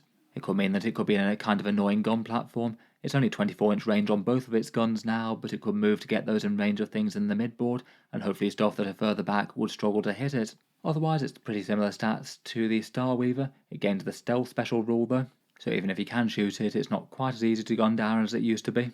And that long range protection comes at the expense of a battle shock debuff rule, which I think is well worth it. Again, like a lot of gun platforms, it'll suffer from the loss of the inbuilt Battlehost rerolls, so it won't be hitting quite as hard with the prismatic cannon or the haywire cannon. So I guess damage output goes down, but it gets far more irritating to destroy at range for the opponent. For the Harlequin characters, the Troop Master got a pretty big slew of changes. He's still a 4-wound character with a 4+ invulnerable save, striking with his either special weapon or Troop Master's blade, both of which also had the profiles changed around quite a lot. It's either 5 attacks at strength 5 at AP 2, damage 2 with the Troop Master's blade, or gain 1 more attack but lose strength and AP for the special weapon. Even with devastating wounds, I'd guess probably going for the blade might be the better one there. Otherwise, he got the pistol changes and the flip belt. The characters now all have the Travelling Player special rule, which means that you can only take 1 Troop Master unless you're in the Harlequin specific detachment, in which case you can take 3. And then also on top of all of that, his special rules were all rewritten. The entire squad gets devastating wounds all the time now, so he doesn't need to grant that buff. Instead he gets a 6-inch pilot and consolidates for his unit, which doesn't need to be nearer to the closest model provided that you move closer to the closest unit. Maybe helpful enough for big troops trying to make it into engagement range. And his own personal melee attacks got some buffs with rerolls to hit and wound of 1. that bit due to Sagarat's favour. I must admit he doesn't really feel super essential to leading a troop at the moment. I guess the biggest draw is actually his melee damage, and whether or not he makes the squad significantly fighty enough for the extra points cost. The piling and consolidation thing, it can matter a lot, but maybe doesn't matter in every game, and I guess he could bear enhancements in the Harlequin detachment if needed.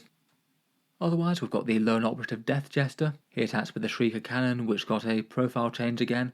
3 attacks at Strength 6, AP 2 and Damage 2, but no devastating wounds or special rules. Now it just uses that datasheet ability, where you get to choose either Ignores Cover, Precision, or Sustained Hits 3, depending on what makes sense for the Shrieker Cannon's profile. Usually Sustained Hits 3 is going to be the one to go for there, and there is that enhancement to allow that to trigger on all successful hit rolls if he's in the Harlequin detachment.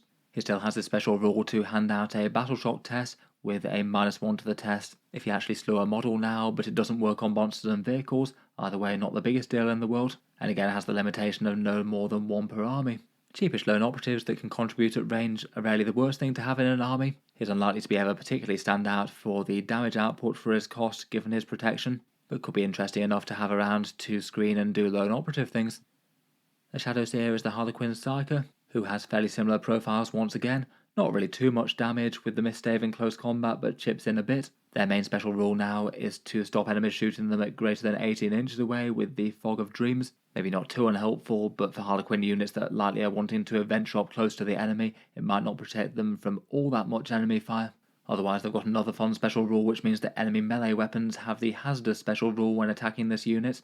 So if you do wind up taking a bunch of casualties from them, they might well have some hazardous checks to make in return. I feel like that feels like it's just a bit of a nice to have consolation prize, as if they're getting attacked in melee in a big meaningful way. You're probably not in a great situation to start with, as you're losing some very expensive Harlequins, or this is a trade out on the previous stealth granting and the advance and charge special rules that they had before, and they weren't really being used very much in competitive play in any strong lists. Maybe the sort of pseudo lone operative protection could be handy enough, but I'm still a bit unconvinced as to how much they're going to get taken. Finally, for the Harlequins, we've got their epic hero in the Solitaire. This one's the fast-moving and enigmatic Harlequin Horror, moving up a massive 12 inches with a big Strength 6, AP 2 and Damage 2 profile in melee, all with precision but not for devastating wounds for him apparently. He was very expensive at 115 points before, and he had his durability rules changed around a little bit. Previously he had a 3+ invulnerable save that could be a bit swingy and sometimes quite good, but now he's traded that for a 4+ invulnerable save, but going up to 4 wounds and gaining stealth. Either way, it's going to be fairly easy to kill for the points cost still. He feels like a very high risk, high reward lone operative. That big hitting profile can ruin a lot of light infantry units, and he also has fights first. He's still got the blitz rule, which means that he can normal move plus an extra 2d6 inches, which just zips him to exactly where he needs to be. And when he strikes, he'll be hitting with 12 attacks as well on that turn. He could also combine that with a battle focus to allow him to ignore Overwatch, which could be a big deal. In general, he's a bit of a high value utility piece. Feels like he'd still be very usable for Harlequin armies potentially, though I feel like he has enough value to be able to be used just in other armies too, and I think would get on quite well with the movement shenanigans of battle focus. Overall, a fair few interesting improvements for the Harlequin things. I feel like perhaps the most interesting might be the standard troops that got a bit better. I'm not necessarily sure as to exactly how much they really need leaders, though I guess the +1 to wound on the Troop Master Strength 5 Damage 2 profile could help out a bit against tougher stuff. Hopefully Games Workshop's done enough here once we find the points cost to make them usable in their own detachment.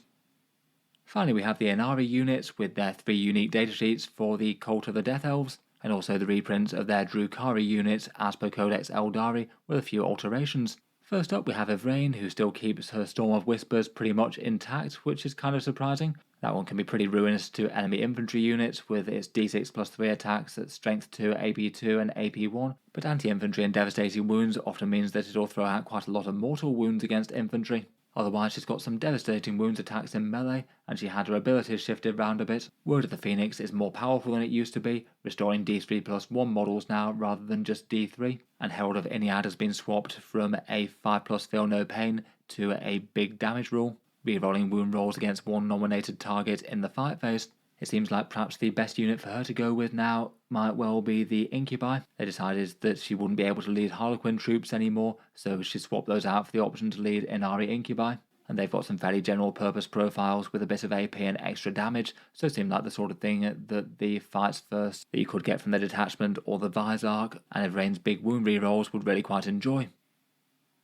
Talking of the Vizark, he is still sort of the Ynnari Phoenix Lord equivalent, a fairly chunky profile with a 2+ save and a 4+ invulnerable, and he gives fights first to his unit and a fairly respectable melee stat line.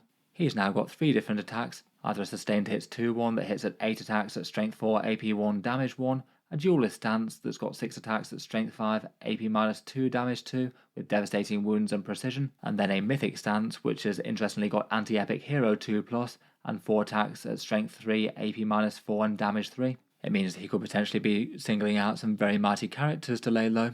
Overall fairly punchy with his own melee stats, plus potentially if he's with Ivrain with the fights first and the reroll wound rolls.